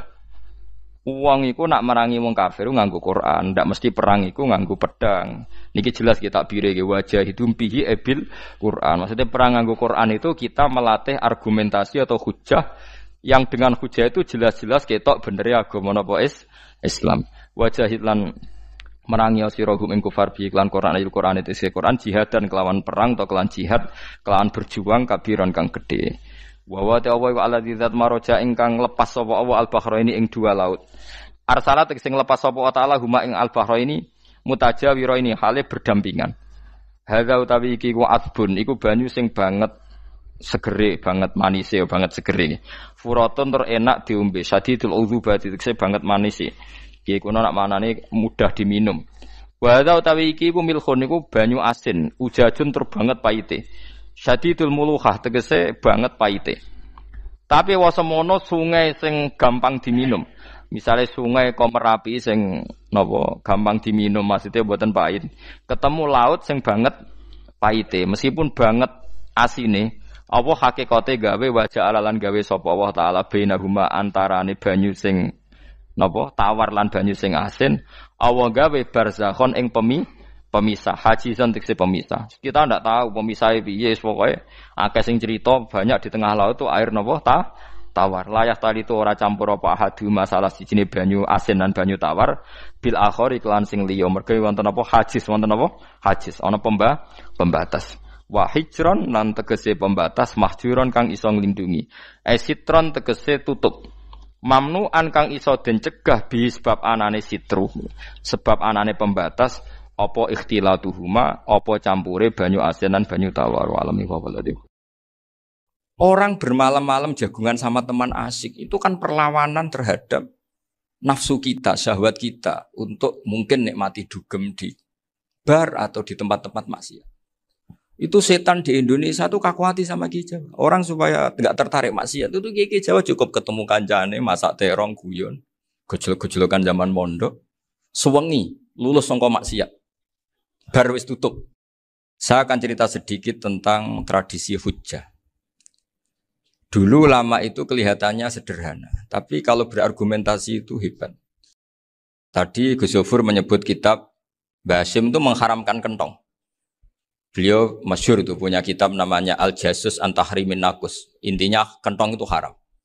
Secara dalil ini meyakinkan sekali karena ketika Rasulullah rembukan sama sahabat, kita dengan apa memaklumatkan orang kalau waktu sholat masuk? Ada sahabat yang usul pakai kentong. Dzakalin Nasoro itu Nasrani.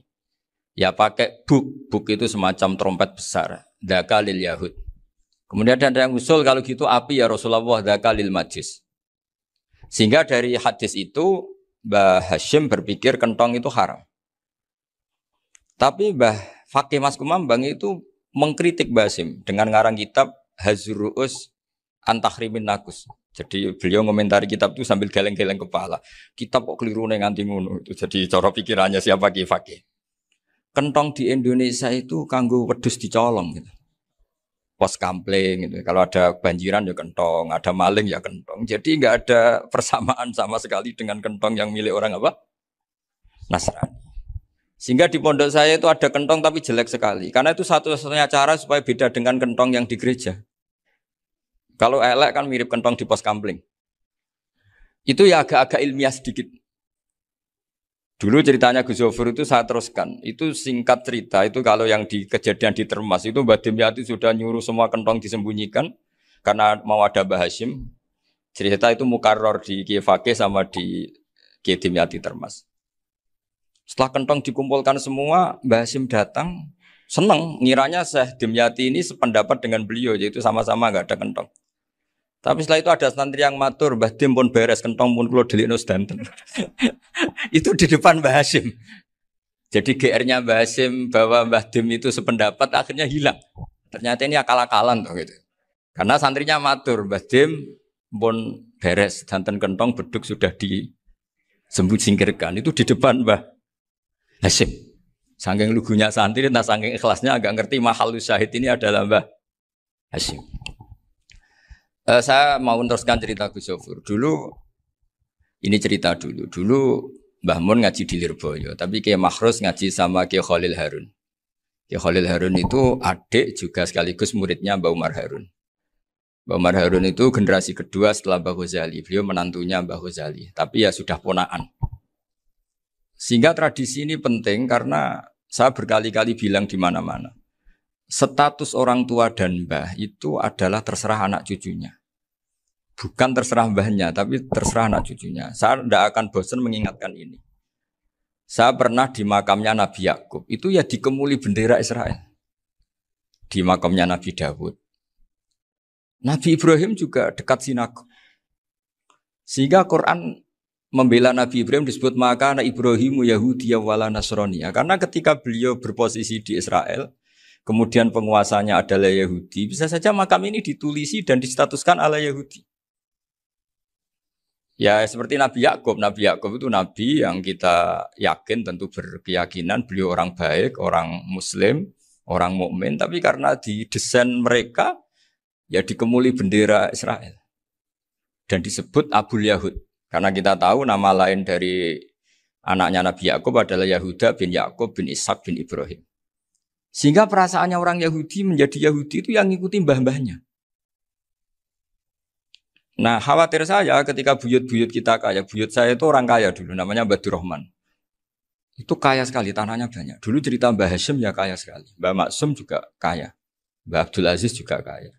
Karena dulu itu inginnya kiai itu yo ketok sugih lah, gak ngel-ngelo santri. Tapi nanti kalau cucu-cucunya sudah ndak alim, itu ndak dianggap punya tanah itu karena untuk fasilitas santri. Aku tak kedonyan, mbah-mbahku ya kedonyan. Buktinya tanah yombo. Karena dia akan menafsiri sesuai cara berpikir. Makanya sanad keilmuan yang diceritakan Gus Sofir itu harus diulang-ulang. Kalau nggak diulang-ulang, maka kita akan berpikir sendiri untuk menafsirkan Masyayikhon al-Kiram atau Ajdadan al-Kiram.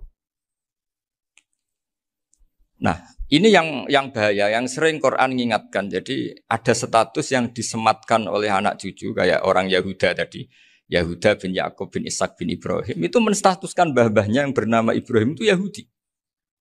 Sampai Quran sendiri yang bela maka anak Ibrahimu Yahudi wala Nasrani.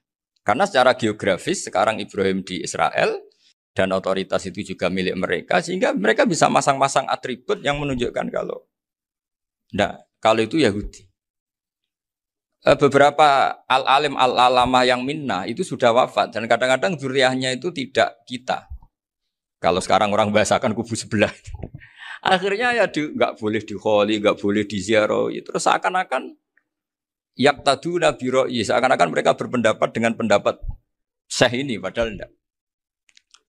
Nah sehingga tradisi ketersambungan sanad tadi, baik secara genetik atau secara asbab, itu harus terjaga.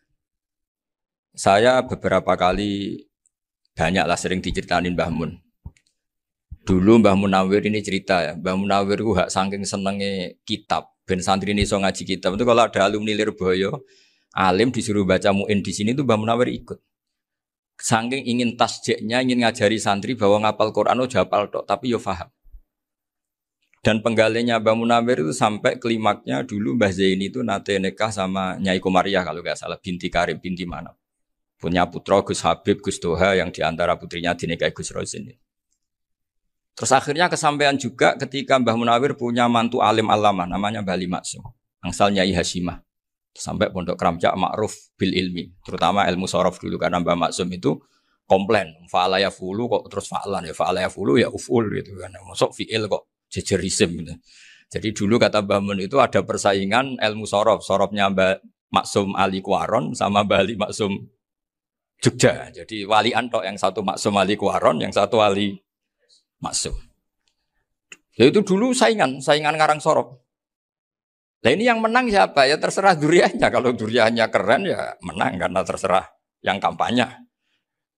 Saya bayangkan adekan Mbah Zubair tidak punya anak sealim Mbah Mun, mungkin kalau Mbah Zubair juga tidak sewow kalau punya putra Mbah Mun. Karena saya berkali-kali bilang kalau dalam syair Arab itu kama takarroma, kadang dilafatkan kama tasyarrofa bi Muhammadin adnanu. Orang berpikir Adnan itu siapa? Itu karena ada Nabi Muhammad SAW. Orang mencari-cari Mbah Mun itu mencari Mbah Zubair karena ada Mbah Mun. Orang mencari Mbah Dahlan karena ada Mbah Zubair. Wong kok alime ngono iku bapake sapa? Wong kok alime ngono iku putune sapa? Tapi kalau kita ini sudah ndak alim, ini orang sudah enggak tertarik nyari-nyari leluhurnya karena dianggap selesai. Jadi yang dengan tanda kutip yang menghabisi mbah-mbahnya itu ya mesti cucunya. Ini mbok ngamuk, mbok peringatan, tapi ini juga peringatan pada diri saya sendiri. Jadi sehingga zuriyah ini penting. Kenapa para nabi mesti donga zuriyatan thayyibah? Kenapa selalu berpikir tentang zuriyah? Wa ja'alaha kalimatam baqiyatan fi aqibi. Karena zuriyah ini yang nanti bisa menstatuskan leluhurnya. Seperti tadi cerita Mas Maftuh ini tak puji betul, saya hari ini tidak ingin gojlok. Supaya kewalian saya tidak tergerus oleh kedoliman. Saya pernah diceritain Gus Zofur, juga sering baca buku tentang Mbah Maksum. Dulu Mbah Maksum kalau wasiat kembali ya gitu. Kamu harus NU dan harus mempertahankan NU. Tapi tidak dengan cara membenci Muhammadiyah. Dulu Mbah Mun juga sering cerita. Dulu Mbah Hashim itu ngaji Syekh Mahfud. Nah, Mbah Ahmad Dahlan dulu namanya Darwis sering ngaji sama Syekh Khotib Minangkabau. Zaman itu Syekh Khotib sudah modern, sudah ikut gerakan Abdu, gerakan Almanar. Sehingga bawaannya Mbah Ahmad Dahlan ini agak agresif. Yang Mbah Hashim karena hanya mulazim di Syekh Mahfud, hanya sesekali ngaji Syekh Khotib, beliau lebih seperti itu. Dan dua beliau ini sama-sama pernah ngaji Mbah Soleh Darat di Semarang. Mbah Hashim sama Mbah Ahmad Dahlan yang dulu namanya Darwis. Jadi ini masih min minuskatin wahidah mimam bain wahid. Sehingga kita tidak kaget ketika Mbah Ali Maksum mengomentari Muhammadiyah itu masih ahli sunnah wal jamaah. Makanya nanti terakhir saya baca kitabnya Mbah Ali dan sering saya pelajari. Andai kan kita ini sepakat dengan ilmu, ya kita tahulah. Kalau Abu Hanifah itu tidak kunut, Imam Syafi'i kunut. Berarti kunut itu madzhabnya Abu Hanifah, bukan madzhabnya Mbah Ahmad Dahlan. Apa tidak kunut itu madzhabnya Abu Hanifah, bukan madzhabnya Mbah Ahmad Dahlan. Kita kunut itu madzhabnya Imam Syafi'i, bukan madzhabnya Mbah Hashim. Ini semuanya masih dalam bingkai ilmu. Adzan qabla subhi juga riwayatnya jelas. Tidak adzan ya sudah perilaku kita sudah jelas. Dulu Mbah Mun sering didik kita gitu. Saya sering dengar cerita kalau dulu Pak Arif Fakhruddin begitu hormat sama Mbah Ali, apalagi zuriyahnya Mbah Azhar Basir, karena beliau dulu ngaji di Termas. Dulu itu enggak ada masalah karena semuanya dianalisis pakai ilmu. Tapi sekarang pakai identitas, yang kunut itu NU, yang enggak kunut Muhammadiyah. Berarti Abu Hanifah itu Muhammadiyah, Imam Syafi'i itu NU. Berarti Imam Syafi'i itu ya anak buahnya Ki Miftahul Ahyar kira-kira gitu kan anak buahnya Pak Said Akil. Kan terus jadi repot. Dulu kita ini pengagum ilmu, bukan pengagum perbedaan. Sehingga di sini yang saya kagum dari sekian ceritanya Mbah Ali Maksum, supaya kitab ini to the point, supaya nggak lama-lama karena waktunya juga. Nanti kalau kemalaman ini kena semprit ini sudah. Ini diantara yang diceritakan Bali itu unik. Imam Syafi'i itu sering tawassul, sering wasilah sama siapa itu? Abu Hanifah. Ini sudah tak petakan, saya baca yang sensitif-sensitif lah. So, yang ini ya. Ziyad al-Babus Samin, terus sebentar ini yang bab tawassul.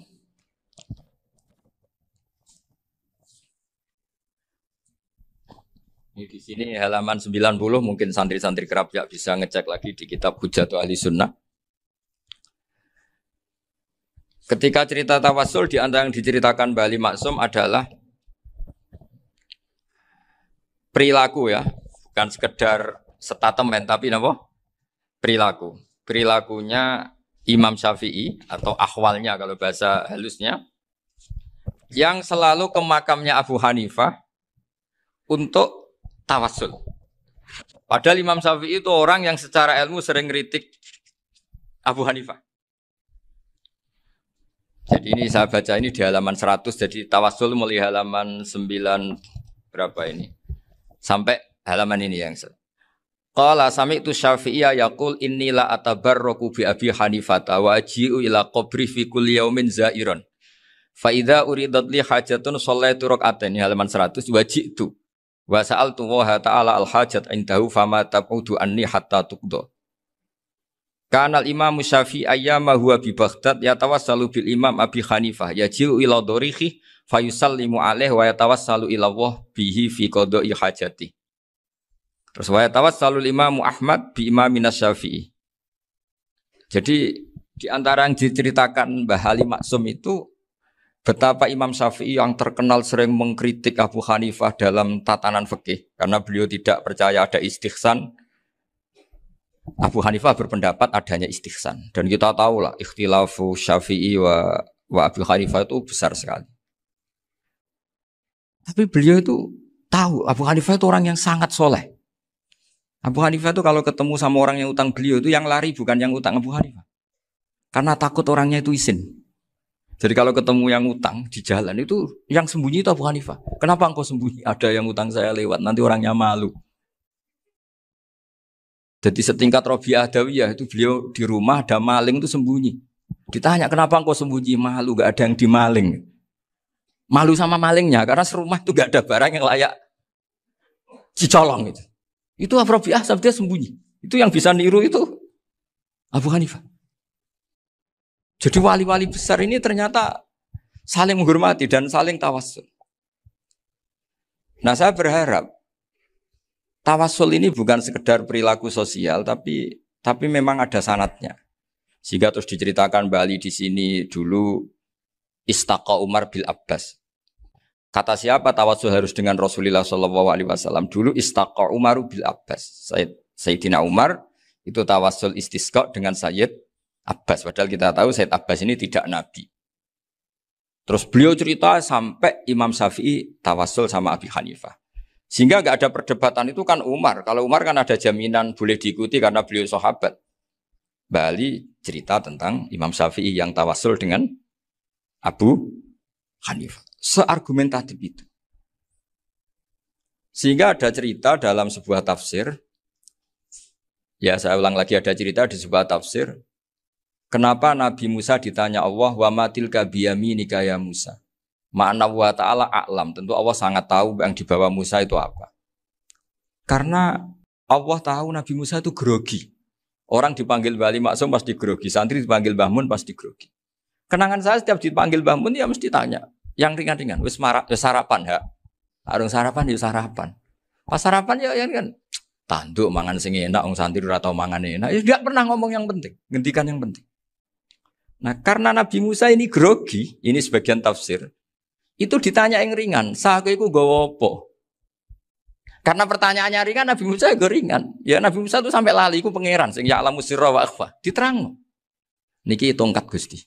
Gunane kathah Gusti tongkat iki. Qala ya aso ya atawakkau 'alaiha wa ahusyu biha 'ala ghanami wal ya fiha ma'arifu ukhra. Oh, tongkat Gusti niki penting mesti. Nggih nak. Nggih macam-macam lah Gusti. Atawakkau 'alaiha wa ahusyu biha 'ala ghanami kangge menghalokan wal.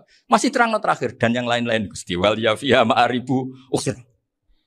Sehingga akhirnya rileks. Karena Nabi Musa terus ngerti. Ternyata ketemu pangeran itu gak seserem yang saya bayangkan gitu. Pertanyaannya ringan. Itu ada ilmunya. Tapi cerita ini yang versi tafsir ini tidak yang seperti di Manaqibul Ghazali. Di beberapa kitab tentang Manaqibul Ghazali diceritakan di alam roh Nabi Muhammad SAW itu yubahi bi ummati. Saking yubahinya sampai ngendikan ulama ummati ke anbiya Bani Israel. Ulama umatku itu pinternya atau statusnya itu mirip-mirip lah. Kaf itu ya mirip-mirip lah. Mirip-mirip gaya ulamanya nabinya Bani Israel. Akhirnya Nabi Musa itu tersinggung sekali. Bagaimana mungkin ulama disamakan dengan apa? Nabi. Sehebat-hebatnya ulama itu kan tidak akan yabluhu darujatan nubuwah atau yartaqi ila darujatin nubuwah. Itu akhirnya, ya kalau kamu nggak percaya panggil. Yang dipanggil Imam Ghazali. Ya Nabi Muhammad juga nggak mau kalah itu. Kalau manggil ulama RT ya kalah keok. Akhirnya Imam Ghazali datang, ditanya sama Musa, Mas Muka, nama kamu siapa? Ana Muhammad bin Muhammad Al-Ghazali At-Tusi Asy-Syafi'i. Itu disebut panjang. Nabi Musa guyu-guyu. Kamu lama kok ngomong yang nggak penting. Ditanya namanya kok penjelasannya sepanjang itu. Dianggap itu satu kesalahan. Masa tanyanya nama kok ditanya. Jawabnya Muhammad bin Muhammad Al-Ghazali At-Tusi Asy-Syafi'i. Kepanjangan itu. Ketika Nabi Musa agak mencibir, agak gimana itu terus. Jadi Imam Ghazali, kalau ini masalah, lebih masalah jenengan. Apa itu? Yang tanya jenengan tuh Allah ya alamu sirra wa akhfa. Dan Allah hanya tanya wa ma tilka biyaminika ya Musa. Harusnya jenengan jawab asoya titik, bukan kepanjangan. Atawakkau 'alaiha wa syubha itu kepanjangan. Allah tanya yang di bawah kamu itu apa? Yang di tangan kamu. Harusnya jawabnya hanya asoya. Tapi kenapa penjelasannya sepanjang itu? Sampai terakhir waliya fiha ma'aribu ukhra. Terus pinter tenan kayak gitu. Terus ada Nabi Musa terus bilang, ya pinter tenan aja gitu. Padahal kita tidak pernah GR seperti itu kan kebetulan Imam Ghazali. Gitu. Kalau yang lain mungkin ya keok lah kira-kira gitu. Tapi ini cerita dalam khazanah keilmuan. Benar yang dikatakan Gus Zofur. Saya termasuk orang yang pernah mondok Lirboyo Pasanan. Jadi setelah saya disuruh nemani Gus Kamil, tahun berikutnya Gus jenengan disuruh. Pokoknya anakku mbok sak wulan lah kudu tau mondok Lirboyo. Piye-piye aku tau ngaji Mbah Karim. Terus yang disuruh mbaturi Gus Kamil itu saya. Jadi saya pernah 1 bulan tuh di Lirboyo. Karena saya ini santri beling ya, kontraknya pokoknya penting ziarah Mbah Karim. Biasanya enggak pernah ngaji, ya. Pokoknya ngger bar ngisa. Ziarah ya sudah. Ngaji subuh ingat saya sama Gus Imam. Itu dari 17 hari ingat saya ngaji 2 kali. Tapi kalau ziarah ke Mbah Karim sudah lupa jumlahnya karena memang kontraknya disuruh ziarah. Sampai seperti itu. Dan saking senengnya bangun sama Mbak Karim saya masih ingat. Ngamplopi salam template itu masih ingat. Untuk Gus Anwar, untuk Gus Imam, untuk Gus Kafabi, termasuk untuk Gus Maksum. Itu malam-malam saya dijak ngamplopin. Zaman itu saya masih ingat, selawewu. Zaman itu kos 1 bulan itu 13.000. Jadi kira-kira kalau 25.000 itu untuk kos 2 bulan. Jadi saya krusnya itu pakai kos. Saya masih ingat Mondok Sarang itu kos 1 bulan 13.000. Berarti kira-kira 500.000 itu di amplopin sendiri sama Bang. Ini untuk Gus War, ini untuk Gus Imam, ini untuk Gus. Padahal Gus Imam ini mondoknya sudah di Mbah Mun. Itu Mbah Mun hormatnya sampai untuk jatah salam template. Nah yang ribet kebalikannya, kita pulang Gus Imam karena melihat Gus Kamil ini putrane Mbah Mun, Gus Kamil disangoni. Saya juga disangoni karena Gus Imam dulu ngaji juga sama Pak D saya. Sama keluarga saya. Itu kata Gus Kamil setelah keluar. Mau kamu nih gue abal, berarti gue aku. Karena ini penting. Ini kalau sampai dianggap tukar guling, ribet deh. Jadi ditakwil sendirilah. Mau kamu nih gue abal ya? Boten wis, yes berarti halal. Tapi sama Mbah Mun ya ditanya. Ditanyanya bukan apa karena untuk meneruskan tradisi bahwa kalau kiai ketemu itu ya saling memberi hadiah, saling itu sudah fakat dimubeni adena juakum apa? Sodaku. Sehingga ketika Kapya ini punya Bali Maksum alim alama, kemudian melahirkan murid-murid yang juga ipar kayak Mbak Warsun bisa ngarang apa Kamus Al-Munawwir, Pak Bik juga punya karangan Kamus Al-Mu'asir. Saya itu punya semua. Karena ini adalah buah dari bahwa kita ini tidak kalah sama produk-produk yang di sana. Bahwa produk di kita ini sudah cukup untuk mengantarkan orang menjadi alim alama. Dulu Mbak Zubair ke Mekah ya sudah alim alama. Gus Zofur ke Al-Azhar sudah alim semua. Teman-teman kita ke Mekah itu sudah alim semua. Padahal produk mondoknya ya tadi. Mau digojlok kiai ini, terus mangkel be keamanan biasanya. Biasanya musuh besar pondok itu keamanan. Jadi bukan berarti gojlok ibunya Gus Maftuh enggak. Biasanya keamanan itu musuhnya apa? Banyak. Itu tradisi keilmuan itu harus dijaga dengan hujjah dan dengan tadwin, dengan pembukuan.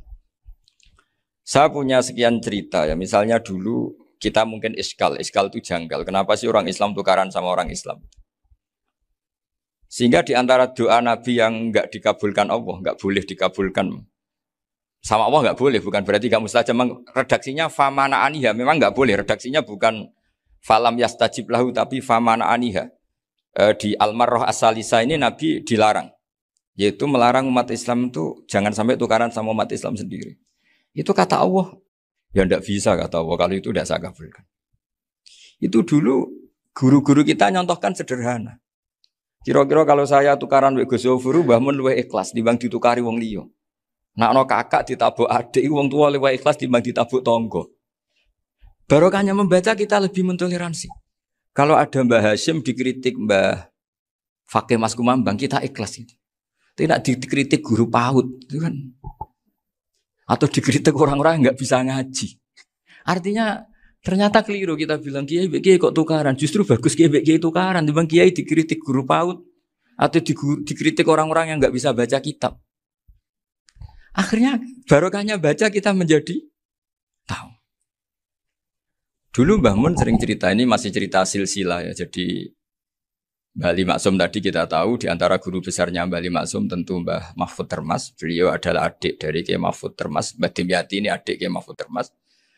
Itu punya saudara namanya Abdul Razak, juga punya saudara namanya Dahlan. Itu yang membawa Thariqah Syadziliyah di Solo Raya. Yang sekarang alhamdulillah diteruskan Gus Wafi.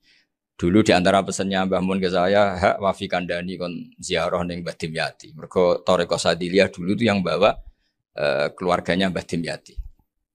Jadi semuanya ini masih dzurriyyatan ba'duha min ba'd. Nah pesan saya karena tadi Mbah Munawir yang termasuk orang pertama yang bawa Quran, bawa qiraah sab'ah. Kenapa saya bilang termasuk? Karena kalau bilang paling pertama ini nanti butuh data. Dan itu agak kerepotan lah. Tapi yang jelas mimman istahara lah. Mimman istahara yang membawa sab'ah ke sini itu adalah Mbah Munawir. Terus beliau ngajarkan diantaranya ke Mbak Arwani, pakai kitab Satibi, pakai kitab Nazmus Satibi. Terus Nazmus Satibi itu diteruskan oleh Mbak Arwani, ditulis. Yang nulis dulu Mbak Dola Salam. Bapak saya itu murid Mbak Dola. Dulu Mbak Dola sebelum ke Mbak Arwani ngaji sama Ki Said di Sampang. Bapak saya sebelum ngaji di Mbak Dola sudah hafal Quran lewat buyut saya sendiri namanya Ki Zubaidi. Yang Ki Zubaidi akhirnya jadi menantunya Mbak Ahmad Su'eb. Jadi buyut saya kandung ini namanya Sofia, itu angsal keluarga Lasem yang adiknya. Sofia ini punya adik Badi'ah yang jadi ibunya Ki Sahal. Terus Ki Sahal punya Mbak Yu namanya Muzayanah, punya di Garwa Ki Mansur punya anak Gus Qayyum. Jadi dulu ibu saya, ibunya Gus Sofur, ibunya Pak Maftu itu semuanya di Lasem.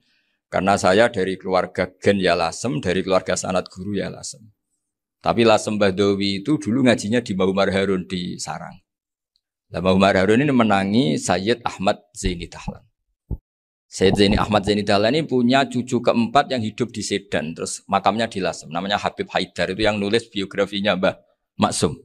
Mbah Maksum bukan Bali. Biografinya Mbah Maksum. Itu ditulis oleh Habib Haidar. Namanya Haidar bin Hasan bin Sodaqoh bin Ahmad Zaini Dahlan. Nah, Habib Haidar ini menantunya Sayyid Hamzah Sato. Hamzah Sato itu Hamzah bin Abdullah bin Umar. Itu kakaknya Sayyid Abi Bakar Sato, Sohibul I'anah. Nah Sayyid Umar ini yang dulu ngajari mbahnya Mbah Mun namanya Ahmad bin Su'aib. Nah, di antara ajarannya adalah baca kitab-kitab kecil yang bisa dihafal. Dibawalah ke sarang jadi metode muhafadzah. Tapi kemudian lama-lama oleh pondok itu jadi syarat kenaikan kelas. Dulu gak ada muhafadzah untuk kenaikan kelas ya, supaya orang alim itu harus hafal. Lama-lama dipakai syarat untuk muhafadzah. Jadi semua ini sanad harus kita ingat supaya kita bisa menjaga tradisi. Termasuk tradisi ini kiai seneng jagungan, terus ngomong ra penting. Itu juga sanad. Setahu saya Mbah Mun itu kalau ketemu bapak ya guyon terus. Saya punya kenangan tuh yang dulu agak iskal tuh begini. Ada isu lah, entah isu entah hoax entah apa, ada kaji itu agak beling itu, pokoknya beling lah. Seneng siapa itu, rondo lah apa. Pokoknya beling gitu. Ketika Mbah Mun dilaporin tamu kalau kaji itu beling sama rondo itu. Mbah Mun tanyanya lucu. Lu ayu no cung. Wahyu banget Mbah. Wahyu. Itu bapak juga bakas ayu nih. Dulu saya sekali ini kiai kok bakas wong ayu, bakas budine barang lah kira-kira gitu. Tapi setelah saya tambah alim, tambah ngerti itu, kata bapak gini, ya abek bakas ayu hak, timbang iya, no malah kozaf. Ternyata seni. Sekali Mbah Mun atau bapak bilang, waji kok zino kaji, maka larinya ke kozaf.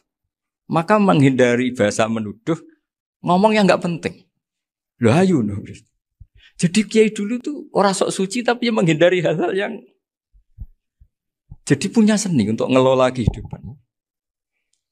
Orang bermalam-malam jagungan sama teman asik itu kan perlawanan terhadap nafsu kita, syahwat kita untuk mungkin nikmati dugem di bar atau di tempat-tempat maksiat. Itu setan di Indonesia tuh kakuati sama Ki Jawa. Orang supaya tidak tertarik maksiat itu Ki Jawa cukup ketemu kancane masak terong guyon, gejol-gejolokan zaman mondok, suwengi lulus sangka maksiat. Bar wis tutup. Perlawanannya sederhana, enggak pakai tahajud, enggak pakai wiridan. Karena Ki Jawa juga koyoke rapati potongan ahli ibadah gitu. Itu jagungan. Jadi setahu saya itu pernah lihat Bali itu sekali ketika beliau ngisi ceramah di Mbah Hamid Bedowi. Saya masih kecil diajak Bapak. Dulu kalau Bapak ngelihat Bali sama Mbah Hamid itu mesti nangis. Karena dua orang alim bertemu. Yang akhirnya ya bisanan itu. Mbah Hamid punya anak Gus Nasih, di sini ada Mbah Nafisa, terus jadi Mbak Salih Hindun itu. Jadi dulu tuh ya guyon terus ketika ketemu. Itu yang sering bodoni Mbah Hamid itu ya Ki Bisri. Ki Bisri itu kalau datang ke Ki Hamid Pasuruan, nak wali tenan aku teko ditata nomangan. Jadi ukurannya ya. Ternyata sampai sana di keimangan tenan. Masih belum mengakui, kan nak wali tenan aku kiai rung di mobil, dongakno aku di mobil. Sudah kalah satu seri itu masih gak terima. Lalu itu Mbah Hamid akhirnya berdoa, ayo monggo, mungkin-mungkin Ki Bisri gak ada mobil. Itu setelah didoain masih tanya, mereknya apa merek? Itu Mbah Hamid jawab, yo paling Holden itu. Nah, paling Holden. Itu nyari mobil itu ya adalah dapatnya Holden. Suatu saat Mbah Bisri diundang Mbah Hamid gak dikasih bisaro. Karena utangnya sudah banyak Mbah Hamid. Mbah Bisri ini utang doa tadi. Itu ya gak dikasih bisaro. Ya gak mau kesang apa-apa kelambimu kayak aku.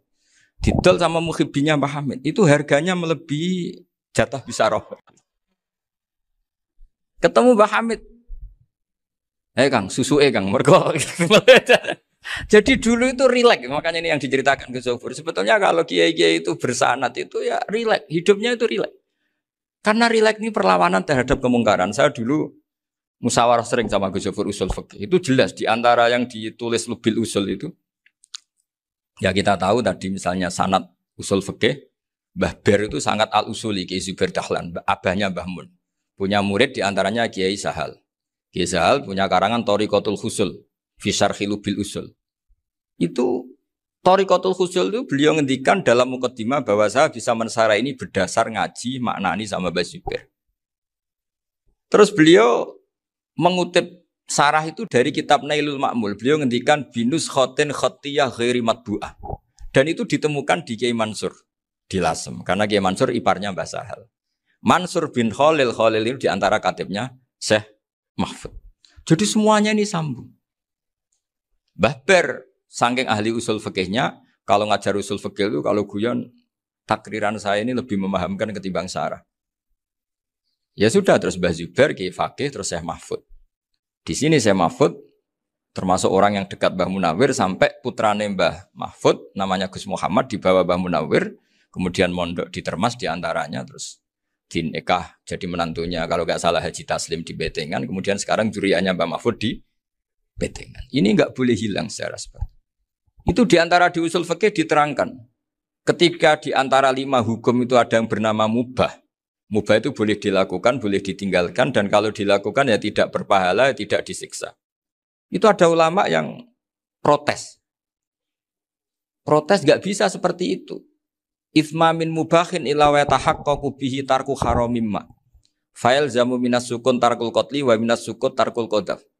Tidak bisa, mubah itu tidak ada. Kalau kiai jagungan semalaman, itu Allah ngitungnya itu hada taroka dugem, wahada taroka delok dangdut, wahada taroka kada wakada. Oh itu luar biasa. Dan kita ngikuti yang seperti itu saja. Gak usah tahajud, gak usah witir telulas, kaya ora kuat timbang gremeng. Sewengi jagungan, setan ngenteni kita tergoda maksiat, ternyata maksiatnya sampai tutup, kiainya masih apa? Jagungan. Jadi jagungan saja ada ilmunya bahwa itu perlawanan terhadap tarkul ma'asi. Sehingga bagaimana Anda katakan mubah ini mubah, toh gunanya adalah tarkul haram. Meskipun efek mubah juga bisa tarkul wajib, wae bojo blonjo turu. Karena Wayang rumah ibuke turu. Itu halal wajib. Jadi mubah itu resikonya ya bisa tarkul wajib, bisa tarkul haram. Sehingga kalau sanad ini terjaga secara baik, secara kultur. Saya sering juga sakuan sama Gus Yofur itu mesti tak niati gitu. Jagungan wong alim gue ibadah dan menikmati ibadah adalah dabul auliya wa dabul ulama. Kata Imam Ghazali pada akhirnya waqud buhadatin al istilzat bil mubahat.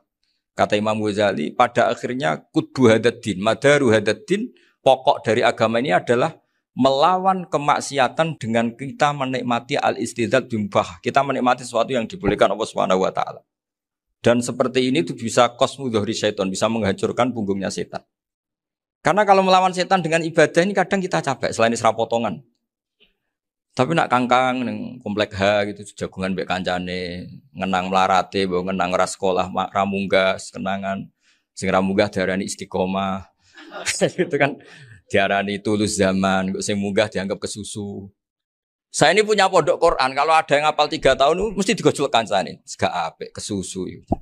Kesusu itu mesti tidak barokah karena tergesa-gesa apa? Hatam. Sehingga yang enggak hatam-hatam itu kayak partai mayoritas. Ini yang partai tulis zaman katanya. Ahli sabri katanya. Akhirnya di pondok gara-gara itu mau guyon, tapi enggak ada stigmasi yang enggak naik. Di Pondok Sarang itu saya punya teman itu banyak yang sekelas dengan saya, sekelas sama Gus Kamil, akhirnya sekelas dengan Gus Sofur. Padahal saya ini kakak kelas. Saya temannya, Gus Kamil temannya Gus Sofur. Ini anak ini nggak pernah naik, itu nggak dinyak, nggak dicibir di pondok. Karena guyonan tadi, guyonan bahwa ini bagian dari bentuk apa? Istiqomah. Nanti yang goblok juga tenang. Karena kiainya cerita, kadang santri goblok ya baru kan. Di sini pondok akeh santri ora tau sinau ning omah dadi kiai gede. Selalu kiainya tuh cerita seperti itu. Akhirnya sing goblok ya bangga dengan kegoblokannya. Iya, jadi kiai itu orang yang meskipun guyon ini barokahnya Masya Allah.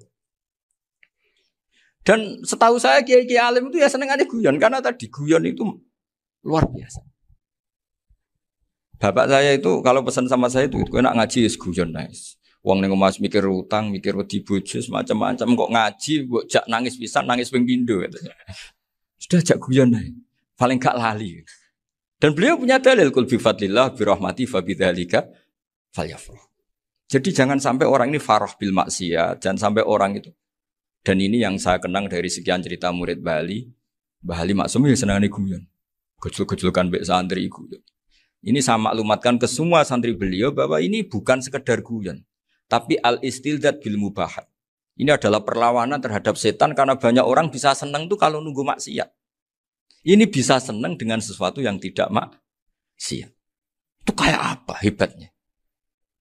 Makanya Nabi itu kalau ketemu sahabat ya sering ngendikan yang ringan-ringan. Ya Umar ma'afalan duher jong mana piye ije. Kalau ketemu anak kecil ya. Nanti ketemu yang tua-tua yang sudah nggak bisa mikir, ya cerita-cerita saya mohon sekali murid-murid kerap ya. Jangan hanya ngaji fikih. Kalau hanya ngaji fikih itu posisi Abu Hanifah itu seakan-akan nyun sewu orang yang sangat tidak ahli hadis. Karena beliau di situ kelihatan kalah sekali dengan Imam Syafi'i. Apalagi di perdebatannya Muhammad bin Hasan Asy-Syaibani dengan Imam Syafi'i itu kelihatan sekali betapa Abu Hanifah itu orang yang nyun sewu ditinggalkan dalam ilmu hadis. Sampai beliau hanya dapat gelar min ulama ahli ra'yi, termasuk ulama yang kuat logikanya. Juga harus baca kitab-kitab seperti ini. Ternyata di balik Imam Syafi'i mukhalif pada beliau di bab-bab fikih, perilakunya sangat hormat. Sampai beliau tuh kalau tawassul ke kuburannya Abu Hanifah. Dan beliau ngendikan an-nasu fil fiqhi iyalun ala Abu Hanifah. Semua orang yang ahli fikih itu masih anak buahnya Abu Hanifah. Saya berkali-kali cerita, mazhab Syafi'i itu alatut tadhir hanya 2, yaitu al-ma' wa turab. Abu Hanifah nambahi wanar. Alasannya Abu Hanifah, orang mukmin yang dosanya banyak itu dibakar di neraka. Dan alasannya Allah litadhirihim, untuk mensucikan mereka. Sehingga pikirannya Abu Hanifah, an-nar itu min alatit tadhir. Apa yang terjadi ketika bata itu, batu bata yang dibakar, di situ campur teletong, campur apa-apa. Itu kalau sudah mazhab Abu Hanifah selesai, sudah suci. Karena sudah ngelewatin pembakaran. Meskipun kita tidak akan kalau kehilangan air terus wudu dengan api, bisa bunyak semua itu. Tapi apapun itu menjadi solusi. Sehingga saya punya kitab namanya Ikhtilaful Malik Apa ikhtilafu Malik wa Abu Hanifah atau ikhtilafu Syafi'i ma Abu Hanifah. Itu kelihatan sekali kalau Abu Hanifah itu nyuruh posisinya kalah. Karena yang ngarang orang-orang Syafi'i. Tapi kalau melihat kitab-kitab kewalian, misalnya di kitab Mizan Kubro ini juga sering disebut kisah itu Bali Maksum tentang Imam Sa'roni. Berkali-kali beliau mengutip Mizan Kubro. Itu Abu Hanifah adalah orang yang sangat mukasyafah. Artinya ketika Nabi cerita air wudhu itu menjatuhkan dosa, tidak ada air wudhu yang jatuh ke kamu kecuali saat itu juga dosa kamu jatuh. Itu beliau datang ke Madharota Kufah. Kemudian beliau bilang sama si orang tua tadi, tub anizina. Orangnya terus bilang atubu minazina.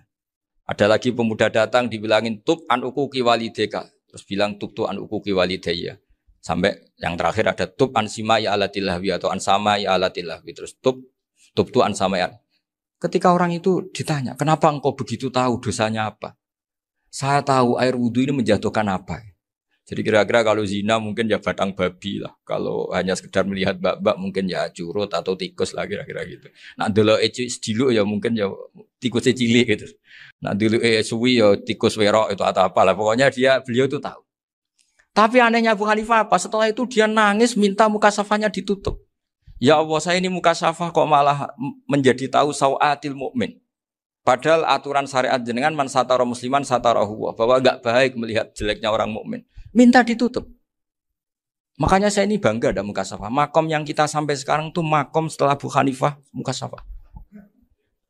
Jadi Abu Hanifah repot-repot mukasafah, minta makomnya ditutup tidak menjadi mukasafah. Dan alhamdulillah kita sudah tidak mukasafah sebelum minta ditutup.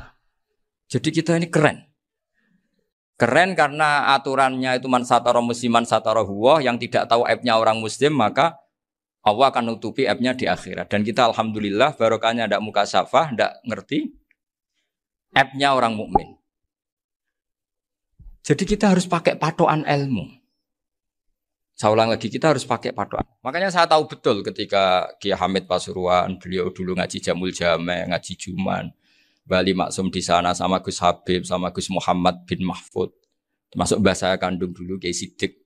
Mbah saya yang dari itu juga ngaji di Termas. Bapak saya dulu Kiai Nur Salim ngaji di Buyut Baiti. Dulu itu kawin juga sederhana, kayak cerita Gus Zofur. Jadi bapak saya kandung itu Kiai Nur Salim itu ngaji di Mbah Baiti. Mbah Baiti itu adik kandungnya buyutnya saya dari ibu. Nah Mbah Baiti itu teman akrabnya mbah saya namanya Kiai Nur Sam, Mbah Nur Sam. Singkat cerita terus Nur ke Jorabin arah-arabekno itu. Setelah bapak saya ke Badullah mau ditawarin jadi mantu, kata bapak saya kula pun dipek mantu Mbah Baiti. Akhirnya dapat ibu saya itu. Karena ibu saya itu cucu Mbah Baiti, cucu lambung. Jadi mbahnya ibu saya itu Mbak Yunya Mbah Baiti. Namanya Mbah Sofia tadi yang dapat Mbak Idris itu. Yang Mbak Idris ini bin Umar. Ya Mbah Umar yang banyak Mbah Hamid, Hamid bin Abdul bin Umar. Kalau bahasa itu Fatimah binti Idris bin Umar. Dulu kecilnya Mbah Idris namanya Abdul Khalik. Kalau kecilnya Mbah Hamid namanya Abdul Mukti. Kalau kecilnya Mbah Maksum namanya Muhammadin kalau nggak salah. Dulu itu orang dulu itu namanya dua-dua karena diganti ketika musim apa? Haji. Jadi ini terjaga. Sehingga tidak ada ceritanya kiai-kiai yang jagongan kemudian santrinya itu yang agak